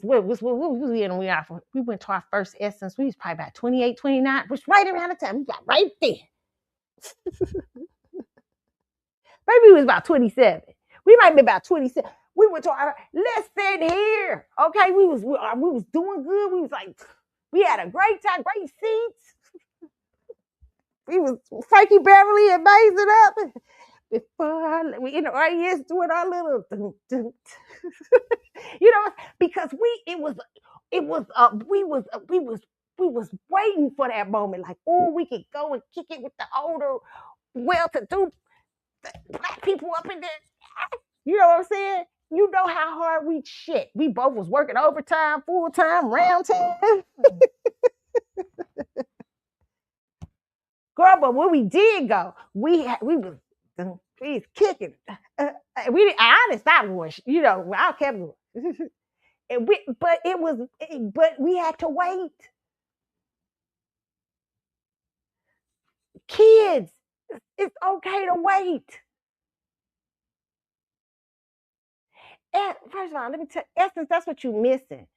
It's okay. You don't always gotta appeal to you. You keep your crowd is a more classy crowd. Rich Leu and them, y'all don't know. I can tell y'all not Black American because y'all don't know how to target them. Y'all fucking up. First of all, you fucking up because you gotta put your list of people who gonna be at the concert. Unless you getting ready to bring Sade up in there, you ain't gonna have people selling they thing, or Jay-Z or somebody. Unless Jay-Z or some Beyonce show about to show up. You ain't gonna have people showing up at that Essence if you ain't putting it together right, okay? And Black people don't like late because Black people, it take them a year. That's saying this to Maxwell's cruise people too. By the way, the fuck, Maxwell, it take people a long time to save up. For Black people be saving a year for these things. It be this, even the old Black people, they be like, that shit is hot. Listen, when you gotta have your artists out Like already, see Maxwell is classy. He's a class. They doing classy. Even though I didn't like certain him how he was bad, it's still a classy. He understands his target audience. Essence does not, and they sitting up here playing with they keep playing with the people. Like they keep playing. You could have a bigger crowd like that. Essence before they could have with Maxwell and them. They had all them. The reason you have a bigger crowd is because you was letting shit go late. You can't do that with Black Americans. Black Americans are still predominantly people who are impoverished. And even though there's a well-to-do that has always kept up Essence, people still have aspired to go to Essence, and they do that. They save up, they put their money back and shit like that. I'm coming back to you, baby girl, but let me sit this right here for these Essence people, okay? Bullshit y'all doing. It's bullshit. And then y'all gonna announce the people y'all announce. I'm like, them kids ain't got no money to go to fucking Essence. The people go see Kalani and Cardi B and all them. What the fuck? It's the George Clinton crowd that's gonna come. Y'all, it was announced, but you can't just announce George Clinton. You better motherfucking have Stevie Wonder or somebody up there. You are not gonna get, this is not how that would, or Chris Brown or something. You gotta have something like that. You cannot be playing what y'all playing. Y'all are fucking up that festival. They're gonna destroy that festival. It's probably destroyed already because you already was out trying to Africanize it. Black Americans, we are not Africans. Our ancestors were Africans, very early ancestors, but we are not. We're Americans. We've created every American genre there is. I heard some people the other day, Joy Reid on something. I'm gonna talk about her ass in a minute. Talking about we got stuff from Africa. Bitch, it's nothing. You go back and listen to 18th century African music, pick a continent, pick a country on the continent, and can tell our music is way different than Africans. We may have brought a little something, but not much. We don't sound shit like Africans did in 1800s, okay? Calm down. Get the fuck out. Quit African. We as Black Americans did a disservice by Africanizing everything because we didn't have nothing to connect to when we was going through such a hard time. So we start Africanizing everything. The motherland, what we got from the motherland, didn't realize the motherfuckers traded us, was in part of the slave trade too, okay? You know what I'm saying? And so we don't understand what we did was powerful. And had shit to do with y'all. Hello. Okay, back anyway. But y'all over there jacking up Essence because y'all don't know the base. Okay? Anyway, young people, you supposed to aspire to greater things. Baby girl, quit crying. Coachella, they ain't having that much fun at Coachella. Motherfuckers is using Klarna and Afterpay and all kind of stuff to go to. You can do that. You can set it up for next year to go to Coachella. Maybe you got to save within a year time and all that stuff, but calm down.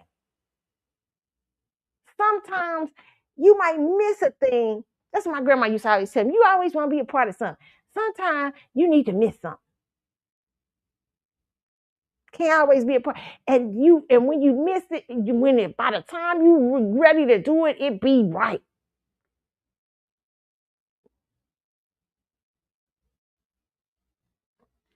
Sidebar. What was I saying? I was talking about that cruise too. Maxwell's ass. Maxwell, if you're gonna have a cruise, hold up. Put Maxwell.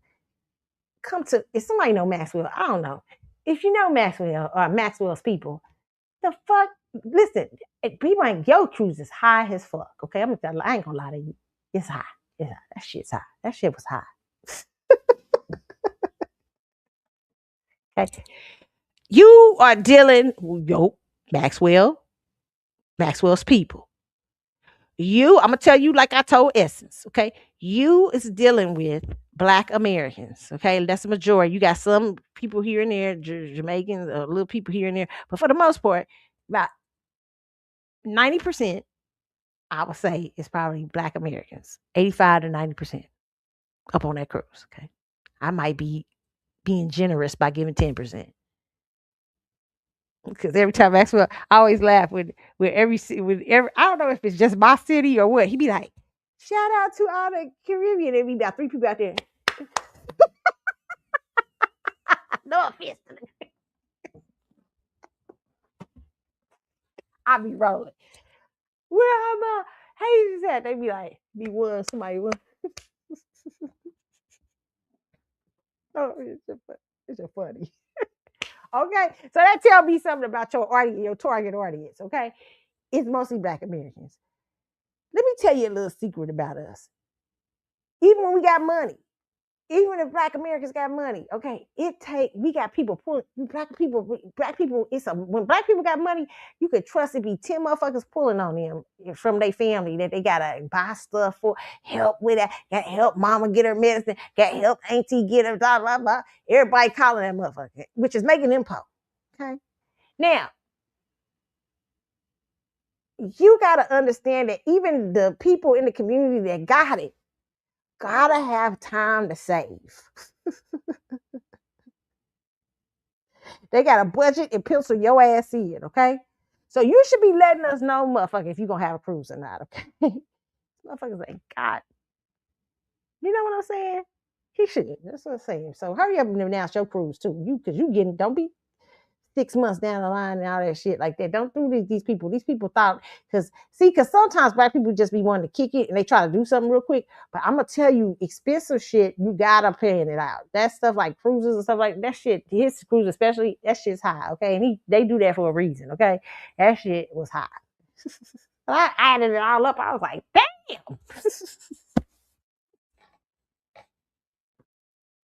Because it ain't just the cruise. The cruise is expensive and stuff. But then, because my cousin was like, girl, you paid that much for a cruise. But it's not just that. It's you got to get your outfits. You got to get you got to fly there. If you like to be early like me, you got to come a day before. Shit, bitch, you got to shop in Miami if you like my ass.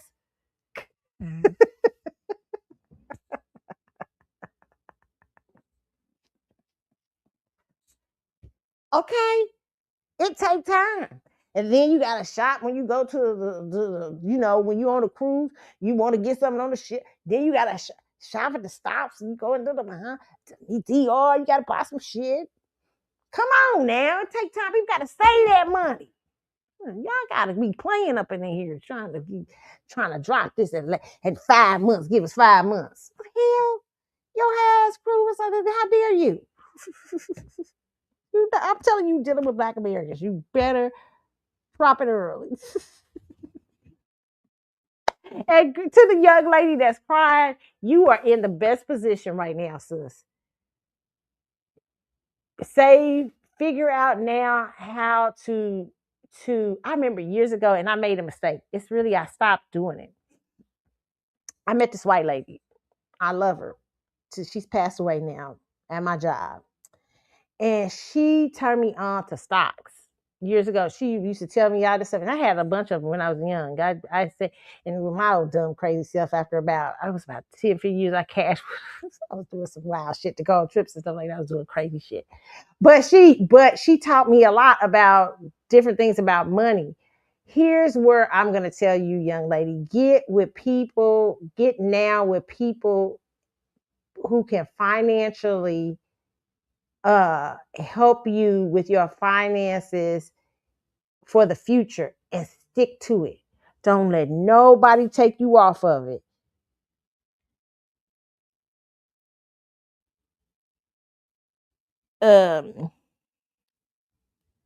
Don't let anybody take you off of your vision. Hold on, y'all.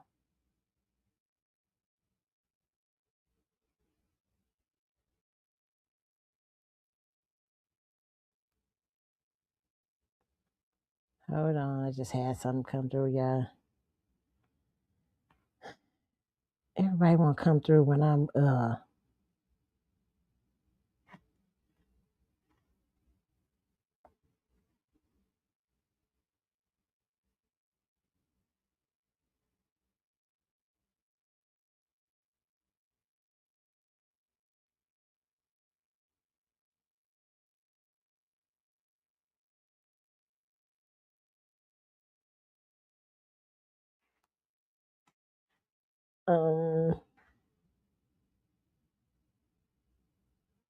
okay.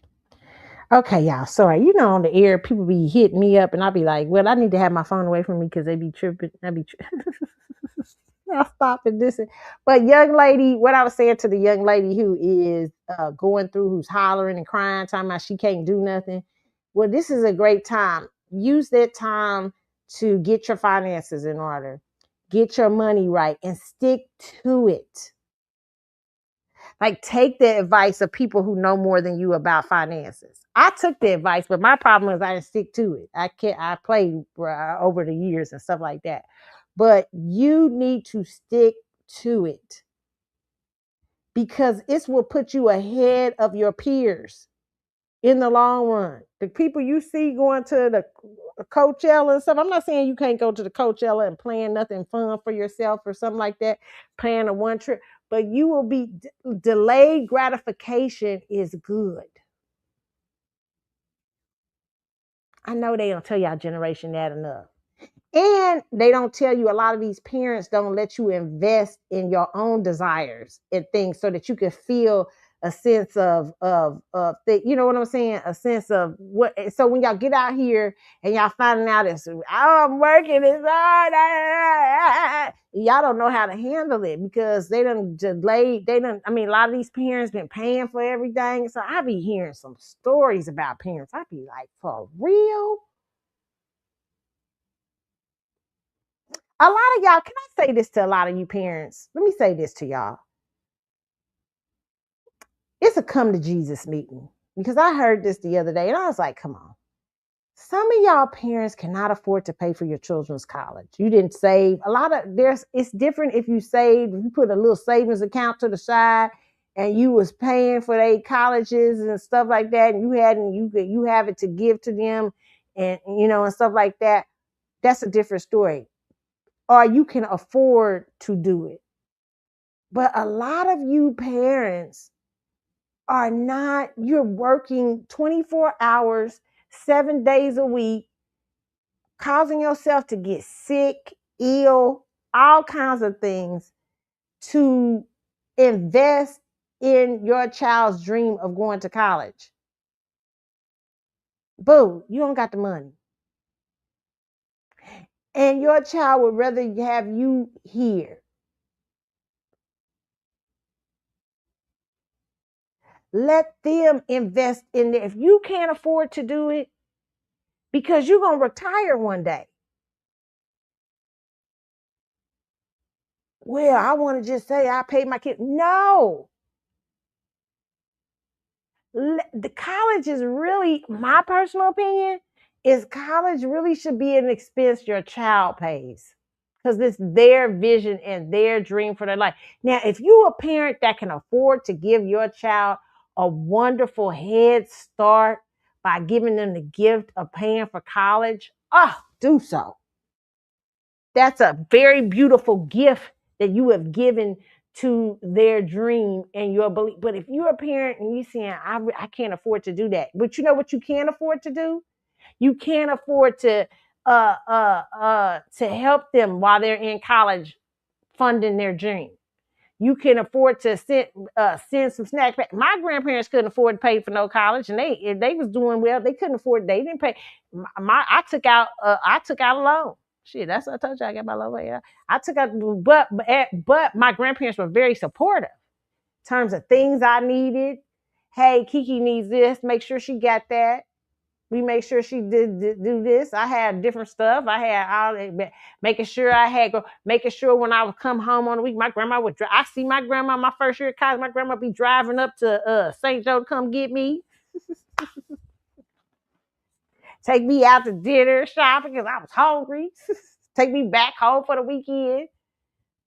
Sure. Those were good. Those were times I remember, and that was support. But you can't be out here pretending that you motherfuckers can afford some of this stuff. Y'all, these motherfuckers is shoot. I had one friend, her daughter, I said, the fuck? I did the motherfucker, see that little motherfucker, JUCO. She chose a college that was a raw expense.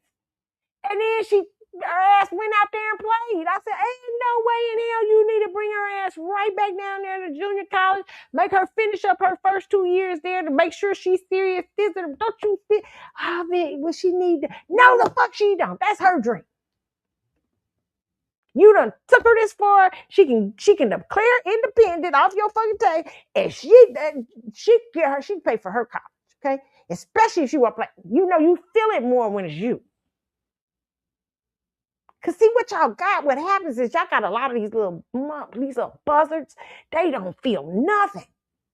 They don't care nothing. It ain't they. They even had to pay for their education, so their education ain't shit to them. They like, I had to pay for the shit.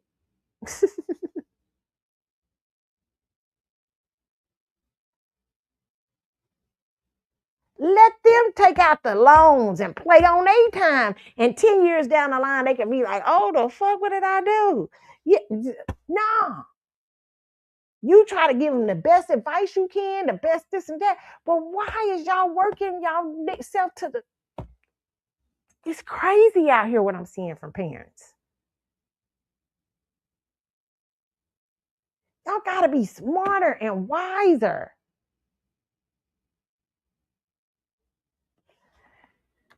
Oh my goodness.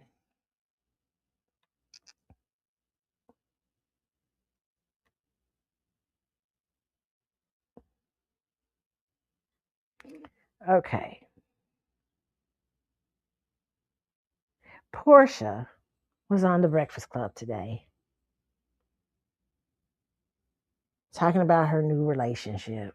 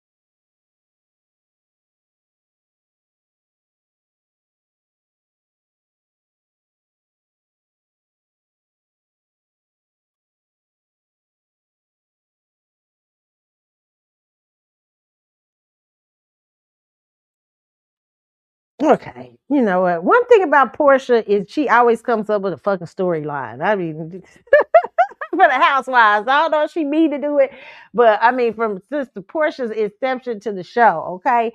I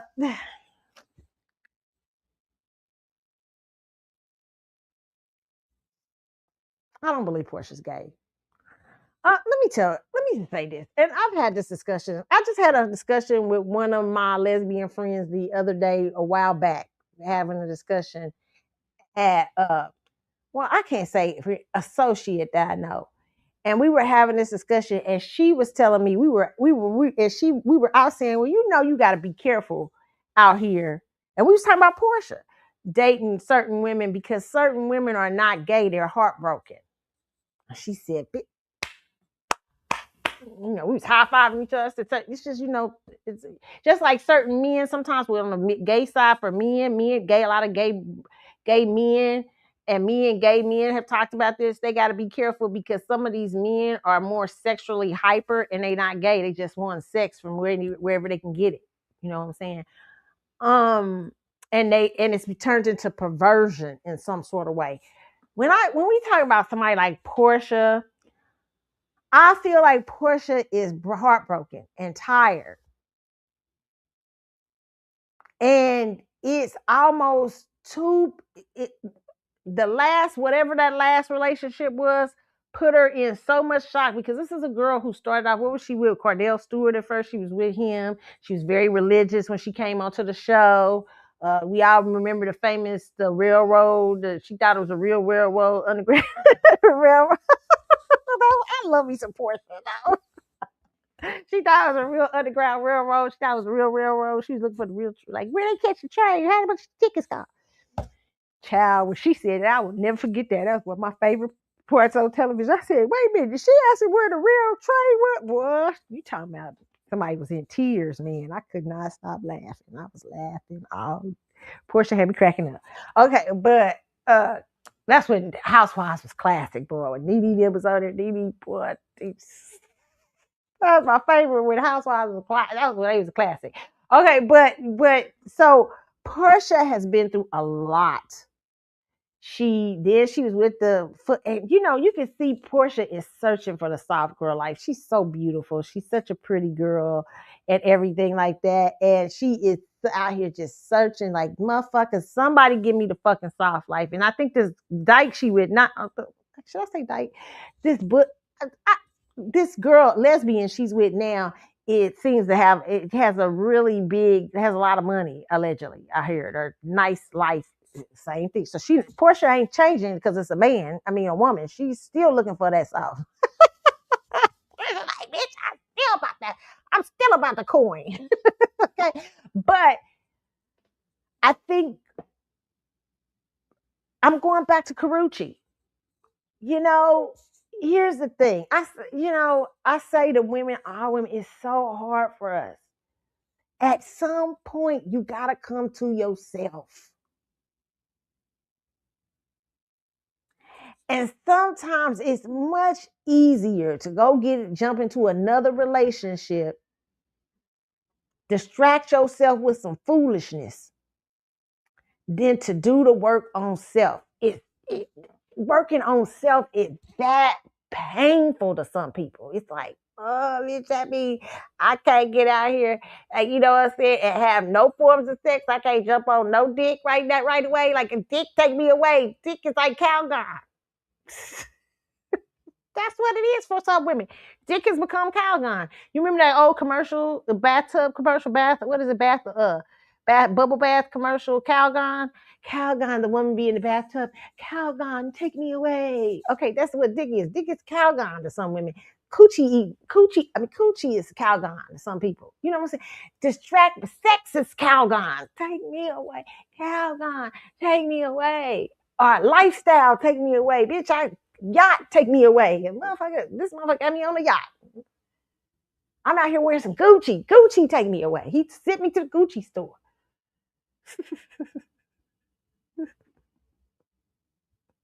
Whatever it is, it's easier to go take you away than to deal with self. Self is to look at self is hard work. It's ugly work. It's gritty work.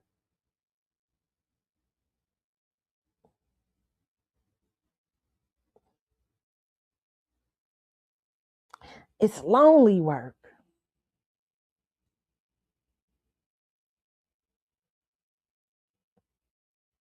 Sometimes it's going through the valley work. Like you don't look as good when you be going through that, like when you go through boot camp. You know what I'm saying? Like when you going through boot camp, like I'm on, like I started saying I'm just going through a boot camp in some senses. Sometimes you don't look at it, like you gotta go through. You gotta go through the fire to come out on the other end sometimes. And it's hard. Some motherfuckers don't want to go through the fire. They like, bitch, I'd rather go bump coochie. No offense to the gay women out there. I'm talking about women who not gay. I'd rather deal with me. And plus, bitch, I get a storyline for housewives.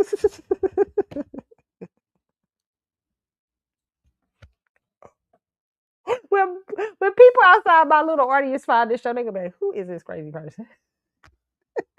Listen, okay. I'm just telling you what it is, okay? And what would I tell Portia? Do the work, baby. I know. It's you done had this and boo.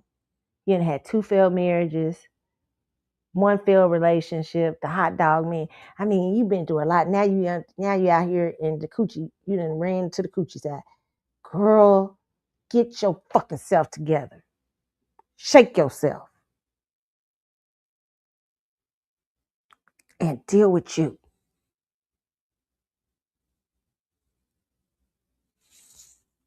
Story time. Should I tell this story? It's a rather personal story. I think I've told it. I told it on Blog Talk Radio one time. I told it. And I still got lessons in my life. I'm not perfect, but I'm going to tell you about a lesson I had to learn when I was in my 20s. My ass just did not want. I was just fucking running around. I was just like, I don't give. I'm tired. You know what I'm saying? I was just tired and didn't realize I was tired, right? And I had gotten into this relationship that was just like, you know what? I knew it was outside of my value system. I knew, even though the guy was well-to-do, he had it going on. I knew he wasn't spiritual. I mean, he's just flat. He didn't give really much a fuck about anything. Very handsome, treated me well, everything like that. But I knew I was running from myself. I knew I was. Get to this, go. And he had already did some shit that I didn't like, right? You know what I'm saying? And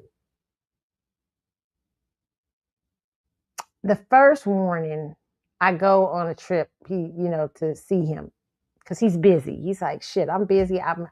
He's doing a conference. He was like ahead of the thing. This conference, his father was a big wig at this particular liquor company. And he was like, and he was a big wig at a particular magazine. I can tell you it right now. I'm not going to say. But he was doing a lot of stuff. And so he's like, hey, can you meet me here? Let's hang out. Let's have dinner. That's how I know, you know what I'm saying? I'm like, okay, you know what I'm saying? First time I met him, he's walking through where I worked at. He was walking through, and I said, I knew he was the shit because I saw that Armani, because back in those days, Armani was hot, right? And he had on a tailored Armani shirt. I said, bitch, this motherfucker got money. And he, you know what I said, because there wasn't too many dudes in those days wearing that kind of stuff, So I got into this thing with him. And the first time, get to go on this trip, I just know. We hang out together. I know if in my spirit, man, I'm like, this is nice. It's a healthy distraction, but damn it, I don't really want to do the work. I'd rather him distract me. I remember I get on the thing going back. I'm going back home, and everybody on that thing wanted to talk to me. I just had where I went, coming back on. People wanted to talk. And I remember it was just every talk I was having with different people was bringing me back to myself. But I just still didn't want to listen. I was like, nope, I still want to be distracted. I need that healthy month distraction. I don't want to. I like this. I done went out of town and visited. I got to go on a shopping trip. Leave me alone. And God, like, I told your little hot, if you don't sit your ass down. So I go on another trip. This time to his family's place in Jersey. Talk about getting embarrassed in front of my friends. Like, bitch. Some of my friends said, bitch, you talk about, God had to drag me through. God, he had a whole nother, let me tell you what this motherfucker did, okay? He tried to hide another woman from me down, like he had a big party. He tried to have me on one end of the party and her on another end of the party. And then as we get into this big thing, my friends is more into it. My friends is like Solange. They be like, bitch, we will bust ass up in here. I was just, we were very young then. But my friends were like, ready to go. They like, we came all the way to motherfucking Jersey, and you doing this bullshit. So my friends is more ready to go out and go gangster than me, right? They all good because my friends discover it before I do. My friends like, so they all, it's gangster, they gangsters. They out there, they ready to go. And he's like, calm down, and you need to stay here. I'm gonna take her home, and you stay here. Don't go no like. So you already seen he trying to shape me out to be the main chick, right? One of my friends like, bitch, I know you bet. You bet get your ass in the car. All my friends say, we will beat her ass in. Everybody mad. I'm like, calm down. Everybody I realized, I'm sitting there realizing, he's trying to talk to me. The girl's crying down. I'm so embarrassed. She's embarrassed. She's crying and stuff like this. And she realizing, like, he don't give a fuck about it. She realizing that, okay, he's all up in this girl's face, begging her to stay. And he's like, she's looking like, oh, fuck, what have I done? I'm like, bitch. And so I'm sitting here and I'm realizing, like, God told me I need to be out of this months ago. I just listened to him. He's like, yeah, but no, you need to blah, blah, blah. And he telling my friends cussing him out. They cussing, he cussing him. It's just a big, and I said, okay. My friend's like, bitch, I know. You ain't gonna say. And he started walking towards the car and he grabbed a girl, put her in the car. She's just crying and all this stuff. It's craziness, okay? A lot of people outside, everybody looking. He's well-to-do now. That motherfucker got in that car. I said, let's go. I never looked back. And let me tell you why. I remember getting in the car, my friends said, bitch, we thought you was about to stay, blah, blah. They was going, we thought we go ahead. I was like, no, hell no. And I'm like, no. I said, it's not really his fault. I said, I knew I was distracting myself and I needed to be jolted out of this. And I got my ass dragged. I had to take a full trip to get my monkey ass dragged. Okay? Sometimes, girls, you have to go through something so bad to jolt you out of trying to not do the work.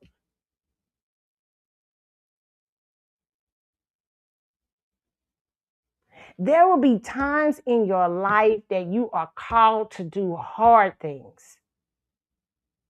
I mean, I was listening to Juanita Bynum. I was going through this phase. I was going to church a lot. I was really trying to, I was like, God, I just want to be right.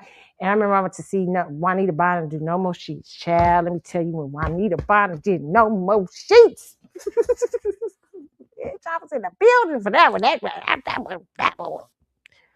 Woo! When she did that, I remember we was like, and she told this story. I will never forget it.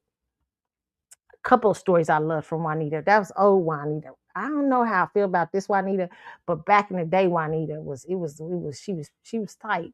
Some of the stuff she said, but she was talking about how she had been back and forth with this man and said he would give her everything. She said, but she knew she was just doing nothing but being a hoe for him because she really didn't like him like that. She said, so she was tying this shirt around her. Y'all know how she did in No More Sheets. Woo, Lord have mercy. She did No More Sheets. That's a classic to this day, baby. If you're a church person, that No More Sheets. That was classic, okay? And then she was tying and she was talking about how she was tangled up and she got on a plane. She had been dealing with this man back and forth, just paying like he was her sugar daddy. That's what she said. She told everybody was like, she said he was my straight up sugar. And she said she got on the thing and she said she realized that spirit was all up on her. She said, because a man looked at her and asked her on the plane, she got talked to the man. And then at the end, the man asked her, like, how much did she cost her? She said, because she had that, she was just talking about, I had the spirit of that on me because I was already dealing with that, so this man thought I was a prostitute, whatever. And so she was talking about this whole thing, but she was saying she said, when I came back, because I was so distraught, I was so embarrassed about that whole thing. She said, I told him, come get everything. Come get all your stuff. I'll start off with nothing. I heard she said she started just throwing stuff and just come get it all. I don't want it to sometimes you girls, I'm not talking about Juanita, but what I'm saying is Juanita got to a point where she was like, I gotta go down to nothing because I need to get the stench or whatever the shit I'm dealing with. I gotta get the stench of me. I gotta get me together. I gotta strip myself of all this shit so I can get down to nothing. I don't know if Juanita was Christian, but I'm just saying I gotta strip myself of all this to get down to me and what I really am and why I keep drawing all kind of bull crap in my life.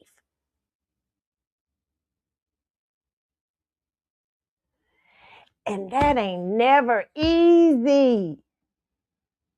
And you call to it at all. Listen, it don't stop when you get in there's points in your life that every walk of your life where you'll be called to clean yourself. You'll be called to do the work on yourself. It'll be a season that it'll come to before you get to a next season that you'll have to do work on yourself. And some of y'all girls is fighting so hard out there to maintain certain lifestyles, to maintain certain things, to maintain. And I can tell what's going on with Portia because Portia, I remember you used to preach. Portia did used to preach, allegedly. Listen, this one you say when you tap into spirituality, certain spiritual. I don't understand what Portia running from. I understand what's going on with Portia. Okay, Portia, don't let God arrest you. That's what I'm saying. I'm just trying to tell y'all that sometimes it requires doing the work. It'll be something that will come and meet you and knock you down and require you to do the work that you can't run from it. You can't jump in another relationship. You can't jump in the bed with somebody else. You can't do this. You gotta face yourself. You can't marry another man. Like I told y'all, I told y'all the story about the wife the woman at the well. Jesus went to the well. He said, yeah, girl, you've been married a lot. You have 5 husbands and you're living with one now. Doing a lot. You're out in these streets just running from yourself. Oh, I see, Jesus, you a prophet. Okay. You know what my business. Well, what can you do? What can you do for me? And Jesus like, I can give you some water where you won't thirst again, where you won't be running out here. Sometimes you need something solid in your life. It ain't people. Sometimes you need to solidly get with God, you and God, and get spiritual growth, spiritual water to grow so you can grow. But you don't need another like man or a woman. And Portia done went and run and got a hoe. Portia so far running from herself that she done went and got another one. And you know what I really think? I'm going to tell you what I really think.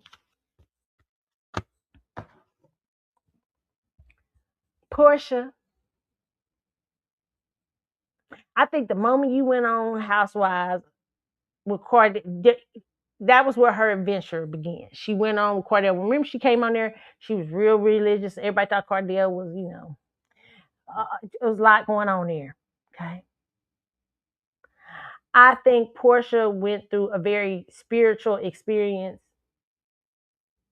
and she tried to walk that way, and now she's out here just trying to run from completing that thing that she was trying to work out in herself from the beginning. She done jumped into housewives to distract, to get some attention. You done jumped on you done ran to the housewives. You got out, it caused you had a full out divorce from the housewives. Then you jumped with the hot dog man.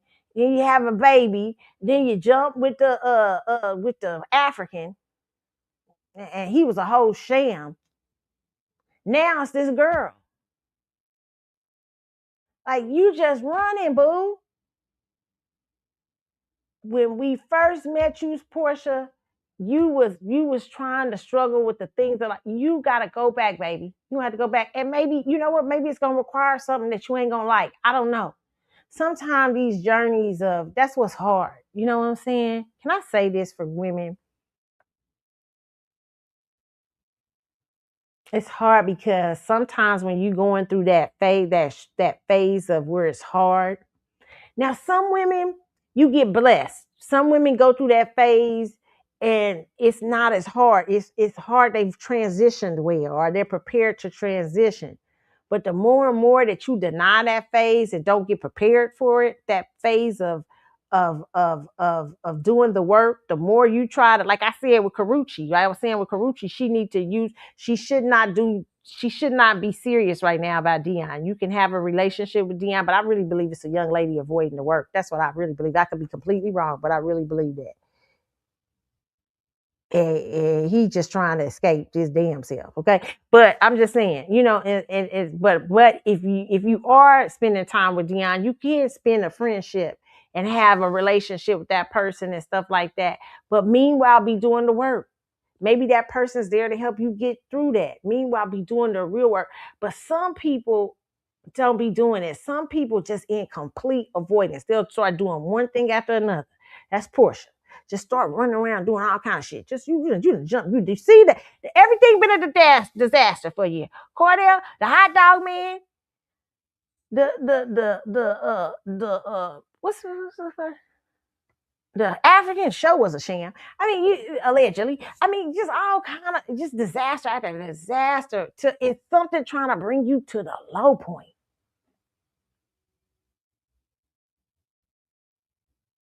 And you trying to avoid it. And a lot of times when women hate because they can't, when you go out the transition, it might cost you. Like, you may have to come off the housewives. You might have to give up fame. Maybe that means you have to give up some money.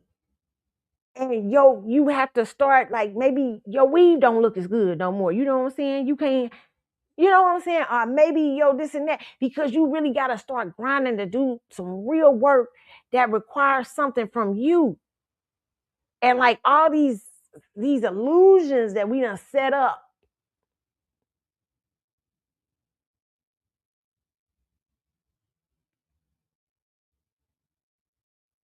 And it's hard to say, you know what?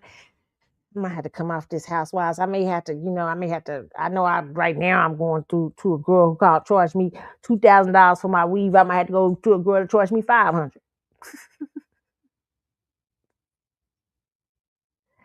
I can't wear Gucci no more right now because I'm going back to school.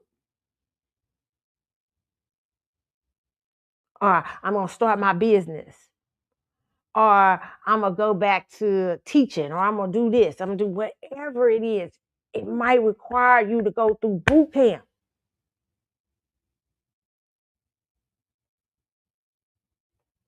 And a lot of us try to avoid it. Every time it always happens, even with me. I'm telling y'all the truth, even me. It always happens. Something comes and says, do the work. You think you about to escape doing the work? Okay, I got something for you. This time what happened for me, Do the work. I had a very spiritual experience. I said, do the work.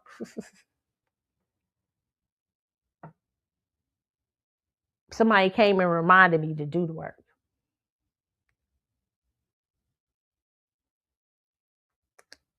Why you dealing with this? Because you ain't did the work. And just because you done got up in here, and you just because you a wife, don't mean you ain't got to do no work.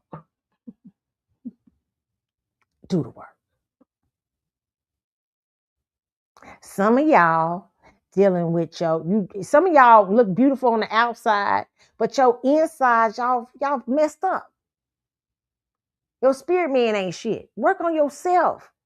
You know, work on your personalities and work on bettering yourself. Reading some more. Pick up a book. That's what I was telling one of my friends. I said, this is something I'm going to read a lot. I'm going to read. I already started. I'm reading this book right now about women. I saw a girl on TikTok reading it, and it's so good. 48 Laws of Power for Women. Very good. It's not about Robert Greene. It's from a woman's perspective on Robert Greene's book, but it's very good. It's very good so far. But yeah, sometimes like some of y'all need to pick up read more. Carlotta, I ain't never read that much. Well, get an Audible book, bitch. They got them in Audible. I got them. I got books you can listen to.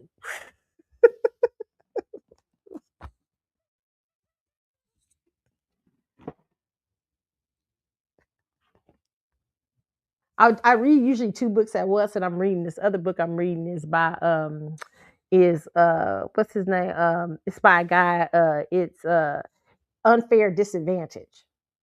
It's really good too. Okay. So sometimes that's what you have to start changing your mindset. It's really about changing mindset. For some of y'all eat too many bonbons and cupcakes and chicken. And you sitting up here and you got diabetes and you got all this shit. I know I just went and did some blood work this morning and shit. I'm like, you done had all kind of shit happen. You done been to the show. No, you already been in the hospital a couple of times. You're like, bitch, you already been through all kind of stuff. And you need to lose some weight. Shit.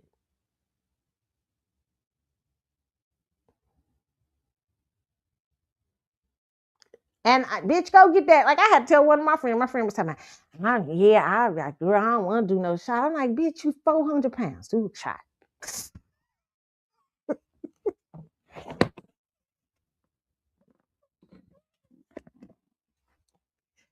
She said, you stupid. Do shot. Change my fucking. The shot's helping me, bitch. And you're old now. Okay, you need some help. Ain't no shame getting up. And then go to the gym. Walk. All right, you do just walk around the corner today. Some of y'all need to do that. I had one friend I was talking to. She trying to get him in. I said, hold up. She was trying to date me. She said, what? I said, you want me to tell you the unfiltered truth? She said, I want the unfiltered truth. I said, do the fucking work. I get you. I understand what you're talking about. That's right. Because you're going to end up with some bullshit if you don't. Do the work. Portia, somebody get this to Portia. Do the work. So it's going to be another disaster coming. Hey, she just keep rolling the disaster. Keep trying to hang on to it. Some of y'all, that's what they's telling y'all. Like some of you girls out here trying to hold on to the famous dudes and how they done introduce you to a lifestyle. You've been booty popping. Like it's sort of like I'm seeing a little bit Young Miami. I want her to settle down and kind of maybe go into the maybe more reporting and newscasting because the rap, like she keep trying to find some sort of way. She's trying to stay in career rap. I'm just saying, some of y'all realize when it's the end. Like it's not the end necessarily, but it needs to be a changing of things. Like it's. Like when you with stuff like where if stuff starts changing, it doesn't mean you give up on your dream, but it means that you've been in a place where it's been rather easy for you to pop out and do some bullshit. Like you can pop out and do all kind of stuff. Like you've been, but suddenly now it's back to you need to go back to the drawing board. There comes those times in different parts of our lives where we have to always go back to the drawing board. And it's hard when you've been living the South life to go back to the drawing board and have to do some and start over in something different, or start over in the same thing, but on another level. But you got to start over from a certain place. And it's hard for people to do that. It's just really hard. It's a lot of pride and ego in the way. And you don't want to see people. That's why I love, that's my story I gave y'all about that girl. I told y'all, like, she was on the videos and everything, and the bitch was working at the law firm. She's like, bitch, I had to give me a job. I'm at the law firm now. Things change. And I'm not saying give up on your dream. No. I saw a wonderful lady the other day. I forget her name. She is singing. She's in a club, and she getting a crowd every night at a club. She just, because she decided, and she's people doing newspaper articles on her and everything, because she decided not to give up her dream of singing. She was singing Aretha Rocksteady, baby. That's what the song. Let's call this song exactly what it is. What it is. What it is. It's a funky love down feel. She was sick, but she was a little dancing around and stuff. What? In fact, she had to be about 70 and got the club full.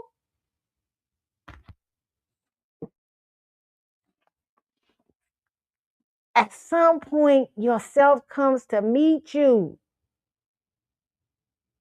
A lot of you girls are still trying to hold on to back in the day when you was going to the basketball game with the homeboy back in the day. You know what I'm saying? And now, you know what I'm saying? Basketball store and all that. Now them days is drying up. Them dudes ain't calling you no more like that. They ain't taking you on the yachts. It ain't easy no more to get there. And now you got to figure out some way to come to yourself. And who knows what that means?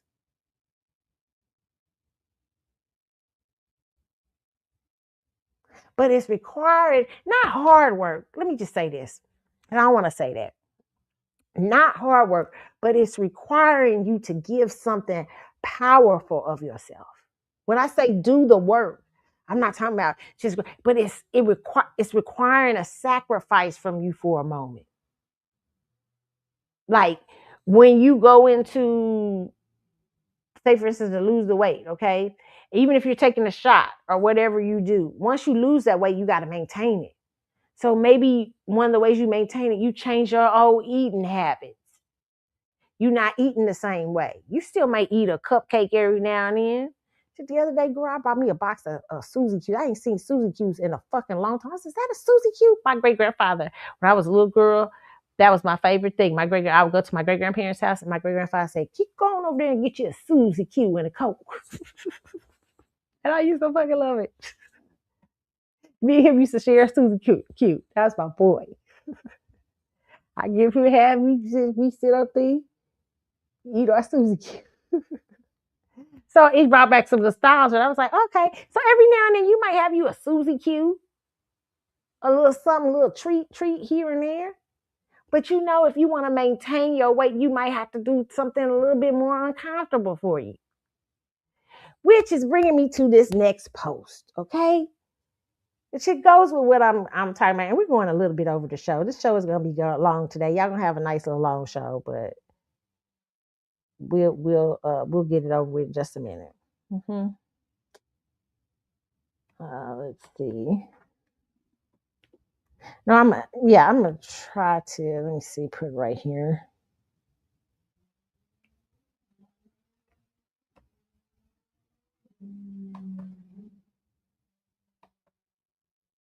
Okay.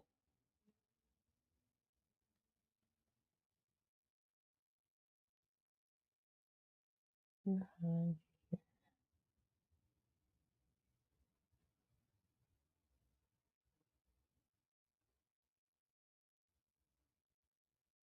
Okay. Oh, I think should we end it on that? Maybe we'll end it on this.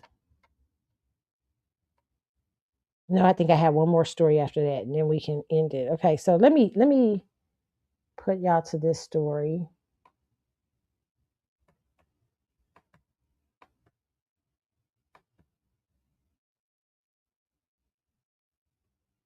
Oh, we was gonna talk about Joy Reid. So I have two more stories, okay?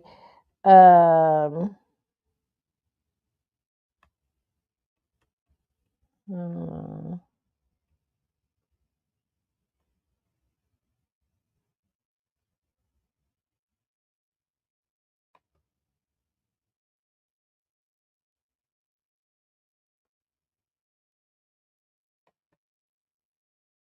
Okay, I don't know how I did that on. I did it on the wrong post.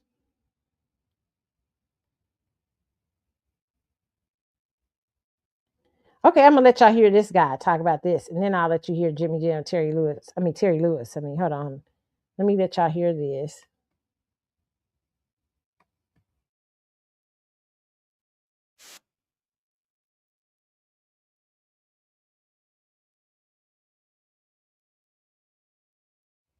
Okay. Ooh, listen to what he said.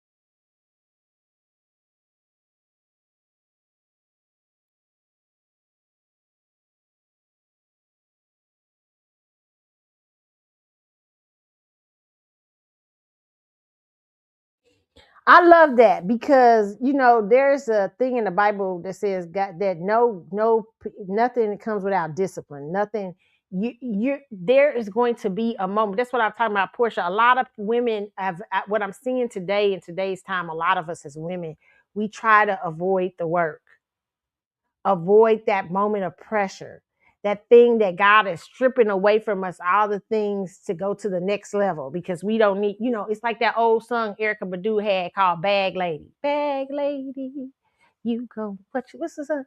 You go, I forget the name. You gonna hurt yourself. What's it? I forget the words.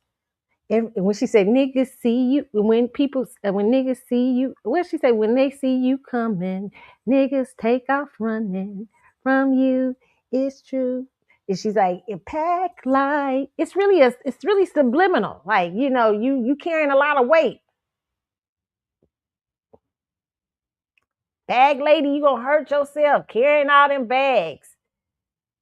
You carrying too much weight. A lot of us are. I'm not talking about weight. I'm talking about we carrying so much. And you gotta let go of them bags.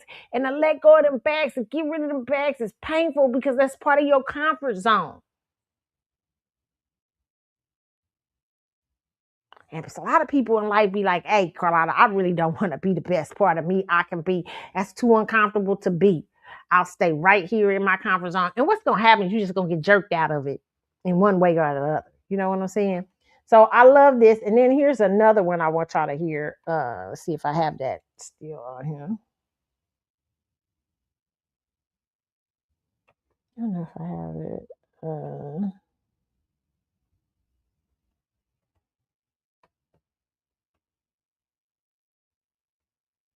Okay.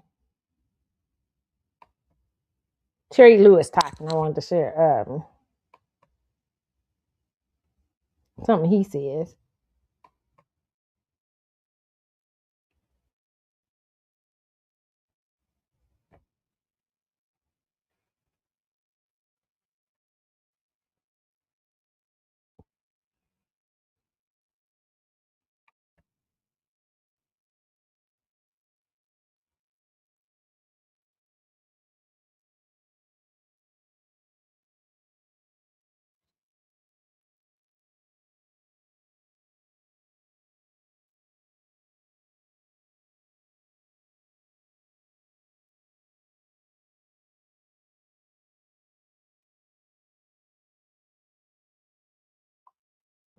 I love what he said. The key to life is being uncomfortable, being comfortable with being uncomfortable. Every level is going to require something of you.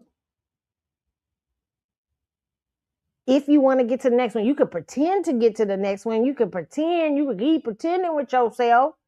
You know how many celebrities, it's just not regular people that's going through it. I see it in the celebrity world. You see it all the time in celebrity worlds. You see celebrities, like I'm talking about Portia. That's why I use these stories on here. I say, hey, you know what, we can use these stories for ourselves to make ourselves better and more well. Like you see somebody, like you look at Portia, or you see celebrities just holding on to what was. You like, look at this ass. They trying to hold on to their old ass band. They look band up there looking like they about to fall out. They be trying to hold on to like the things they know is cracking up. It's gone. It's not doing good. It's not letting you, but you trying to hold on to what was because you comfortable with it. My favorite quote. I think I'm gonna put that up on my Instagram. Confidence a motherfucker. That's my favorite. One of my favorite quotes. It's truth is stranger than fiction, and confidence a motherfucker. Because it will hold you. It will hold you prisoner and captive.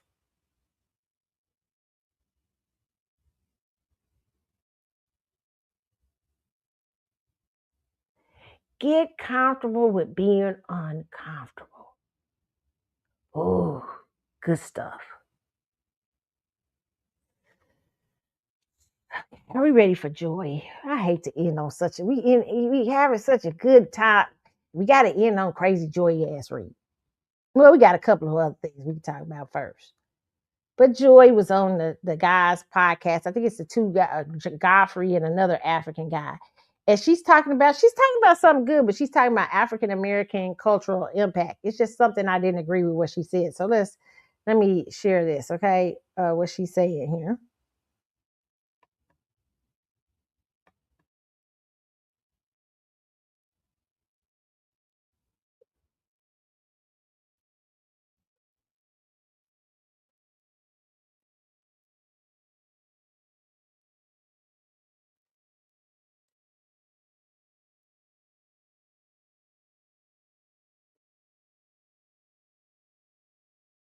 There is not an Africanness to it.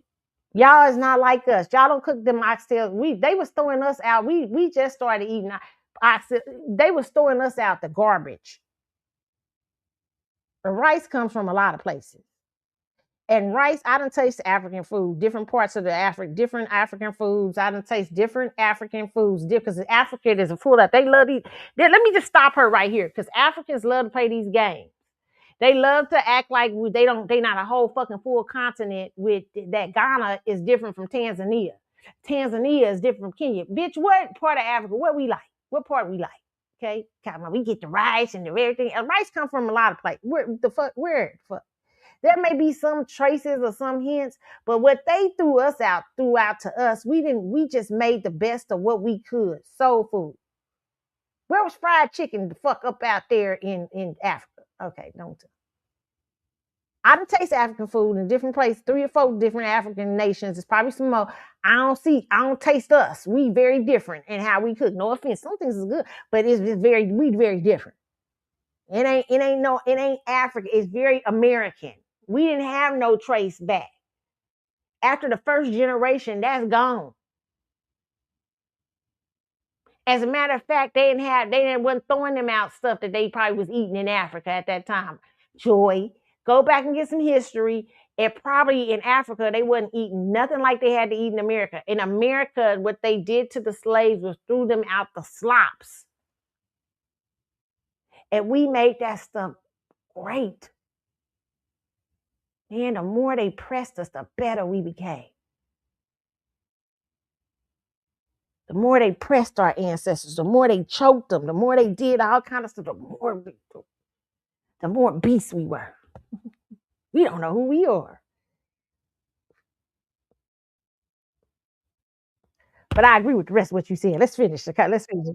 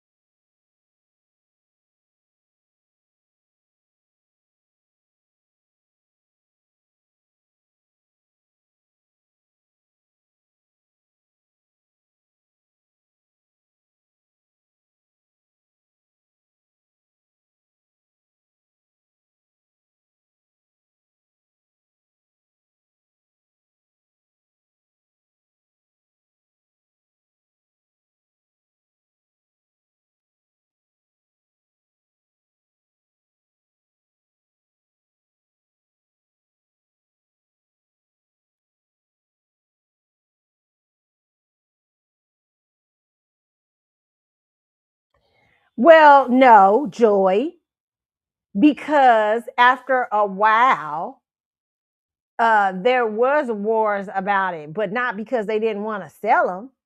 It was because they started taking their families.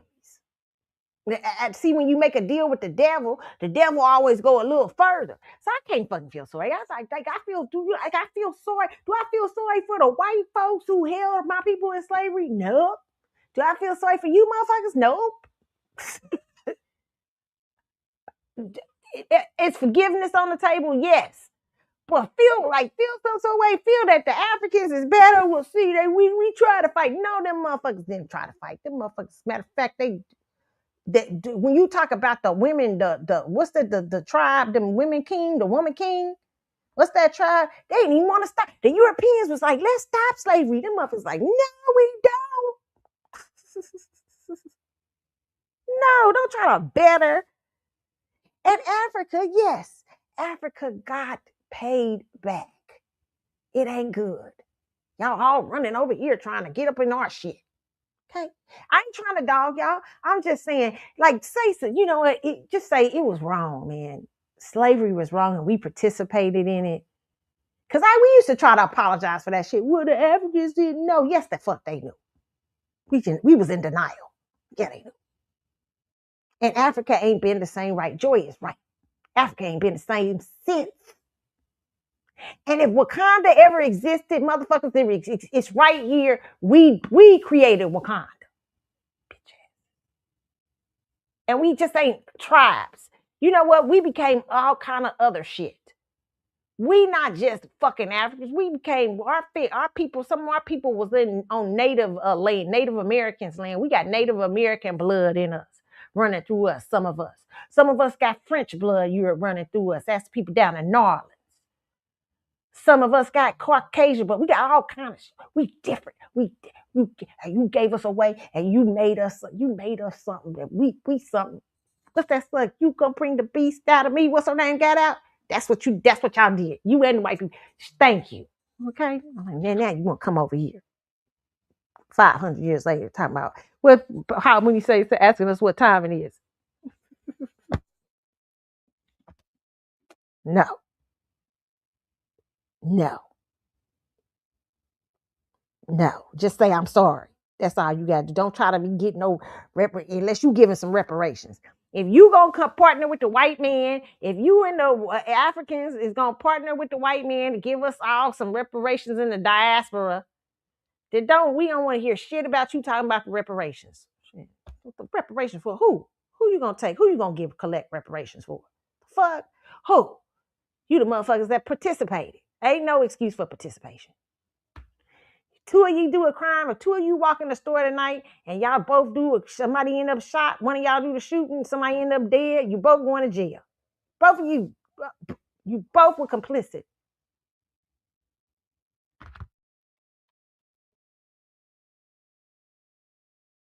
Look, they're trying to make excuses.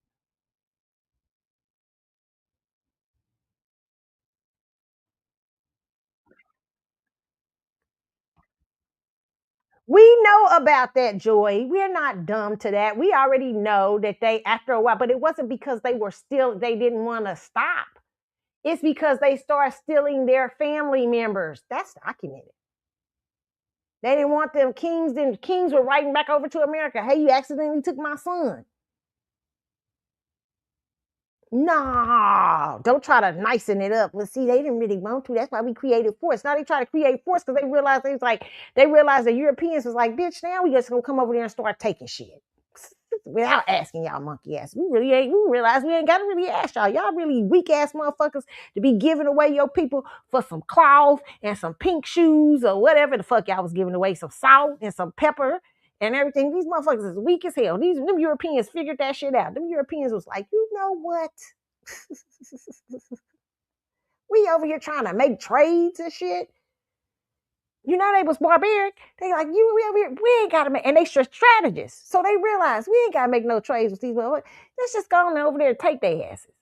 That's why y'all start building the force. Not because because the Europeans start disrespecting your ass. Tell the truth.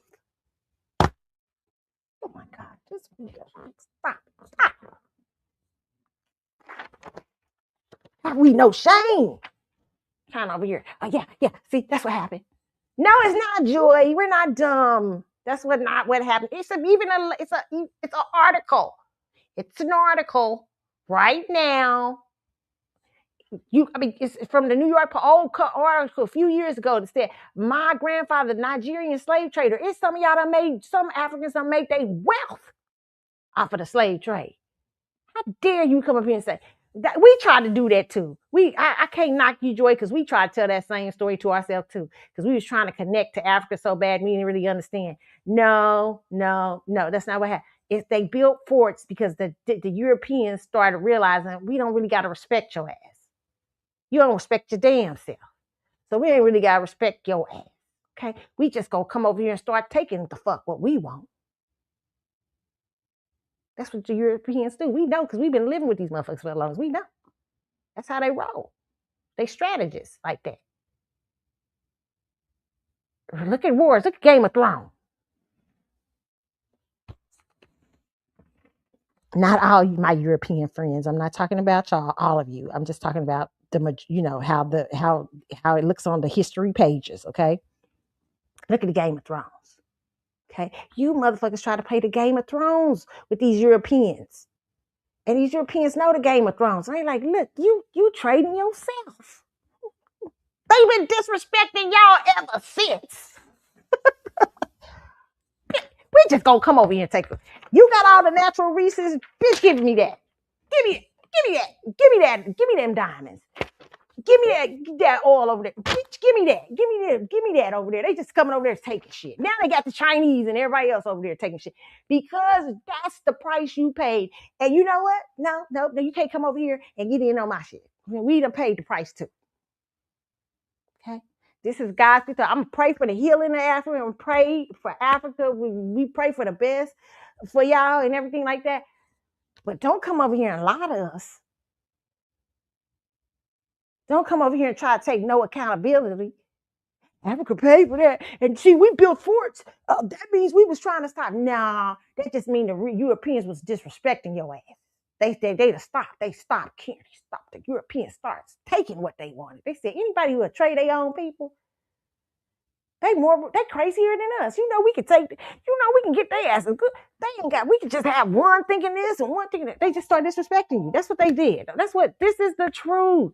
And this is how why is my phone always ringing when I'm in the middle of something? Good. But this is what happened, Joy. Let's not lie. This is what happened. It wasn't that they was building a fort because they realized, oh God, this is not a good thing. No, it's just because the Europeans stopped dealing with them. They stopped trading. The Europeans said, we're going to take the fuck what we want. And they've been doing it ever since. Okay, moving on.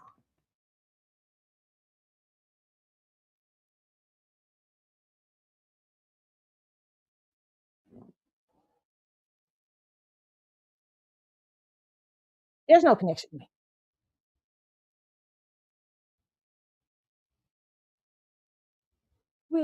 We supposed to be connected. No.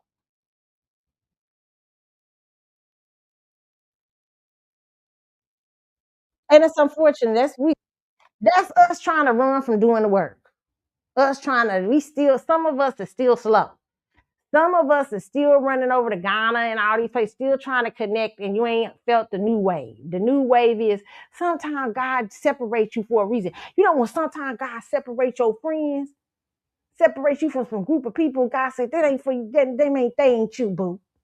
It ain't meaning that they ain't better, you better than. It just means it's something different. You here to do something different. And we keep trying to run back to what was. It ain't them niggas over there running back to what else. Y'all got the tribe that don't want to do no work.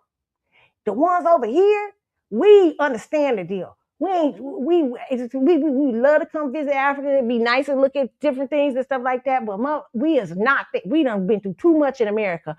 Our ancestors have been through too much for us to connect to some bullshit. Hell no. Now we praying for y'all and wish y'all the best. Okay. But we got to delineate up in this motherfucker. Okay. And there's a reason God separated us. There's a reason. And we okay with it. Quit trying to bring us back together. There is no Joy. Joy already lied. They built the fort because, no, they built the fort because they start disrespecting y'all. And they still doing it today. Why I need to come over there and connect with y'all, with my people right here. My people, I'd rather go connect with Haiti. Haiti toppled the Europeans, the French. At least Haiti, no, got some history of toppling the white man. Okay. Why am I gonna come over there and deal with y'all who don't let everybody run up on the continent? Everybody running up there, just taking what they want. The Chinese, I'm gonna take what I want. The French, I'm gonna take what I want. At least Haiti had a one win. Shit. We over here in America, ain't but 40 million of us, and we having to fight systems, topple the most powerful superpower that ever was while we living in it. And bitch, you want to what? You want us to what? No, we're not. No connect. We do not need to connect. Let's God tell us. If God tells us, that's a different story. But other than that, no. We've been separated for a reason. We've been bottled. We've been set apart for a reason.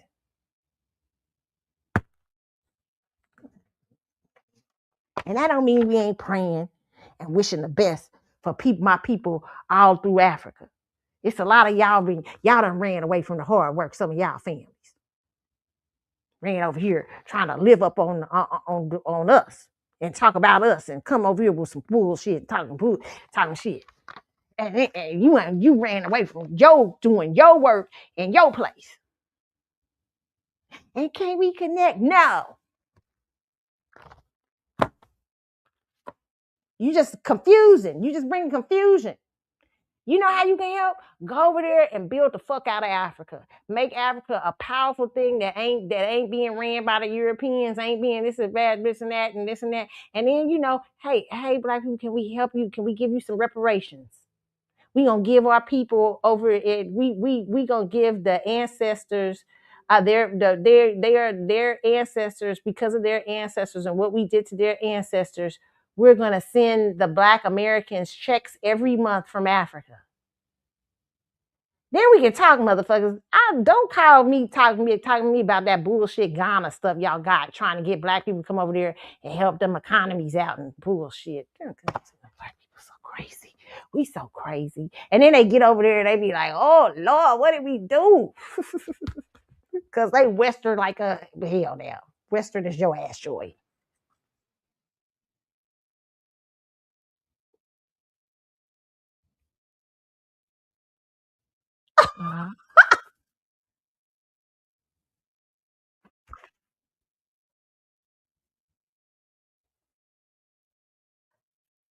What? That kind of half-ass story.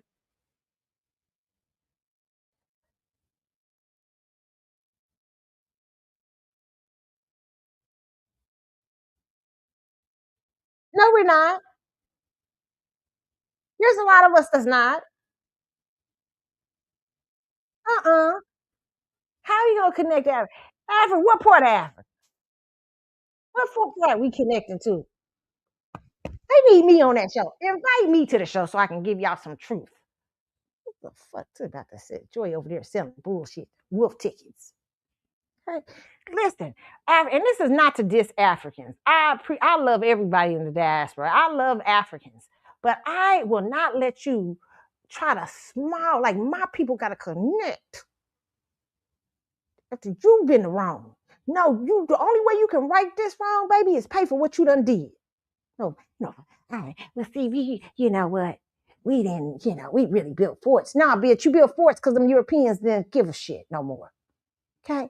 Don't come over here with the bullshit.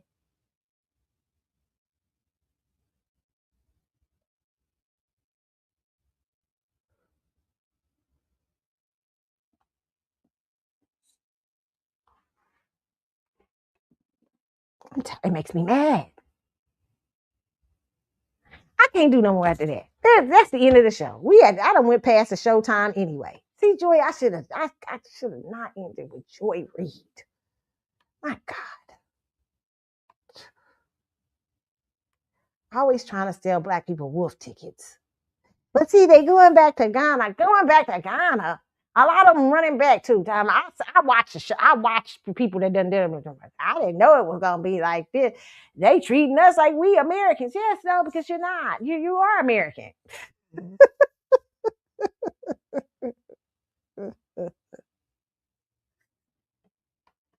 And some people, let me just say this, okay? Let me leave this at this. Some people, God has called you to go back and connect to that land. There are some people who are called to different places in the world.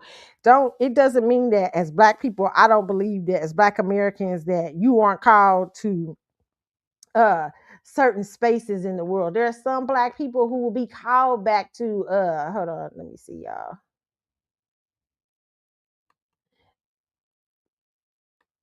There are some black people who will be called back to Ghana and places like that. They'll be called back to go and do work over in those countries and stuff like that. But not at the thing of giving up who you are and who you've become. But there will be people who are called to live in different parts of the world, not just Ghana or Africa, but different places. But you're not going to erase me and make me think I got to all of a sudden connect with the people, the very people who, the very people who ain't taking no responsibility for the slave trade? Nope. Trying to pass off the slave trade just on Europeans? Man, get up out of here. See, we didn't do that much. Yes, you did. And they've been disrespecting y'all ever since. And now y'all want us to come over there and try to help your asses out. Like, what the fuck is really going on here? It's only ain't that many of us over here. We ain't got time for that. There's too much going on Africa. That continent got a lot going on. And really, the truth is, it's gonna take y'all rising up. It's gonna take the spirit of Shaka Zulu or something. You know what I'm saying? But the spirit of Harriet Tubman, we not coming there. We just not doing it. I mean, we can do it. We gonna help. We gonna love you because we love people. We understand there is a ancestral connection. But we got our own problems, man. And we definitely want to come visit and all that stuff. But y'all got to get y'all shit together. Y'all got a lot of shit going on. Trying to ask us to come visit. Like y'all one big country over there. Bullshit. There's a lot of shit going on. I mean, you got, love me some South, seems like I love South Africa, but South Africa, it's 80 million in there, y'all, and y'all had like about 500,000 of them coming and ruling y'all asses. Oh, no. You don't really want us as black Americans over there. Shoot. Black America, we start a war if we had 80 million. Let these Europeans in America tell you the civil rights movement. Yeah, it was non-violence, but you also had Malcolm X. We had 80 million. Like, y'all, who you think you coming over to run?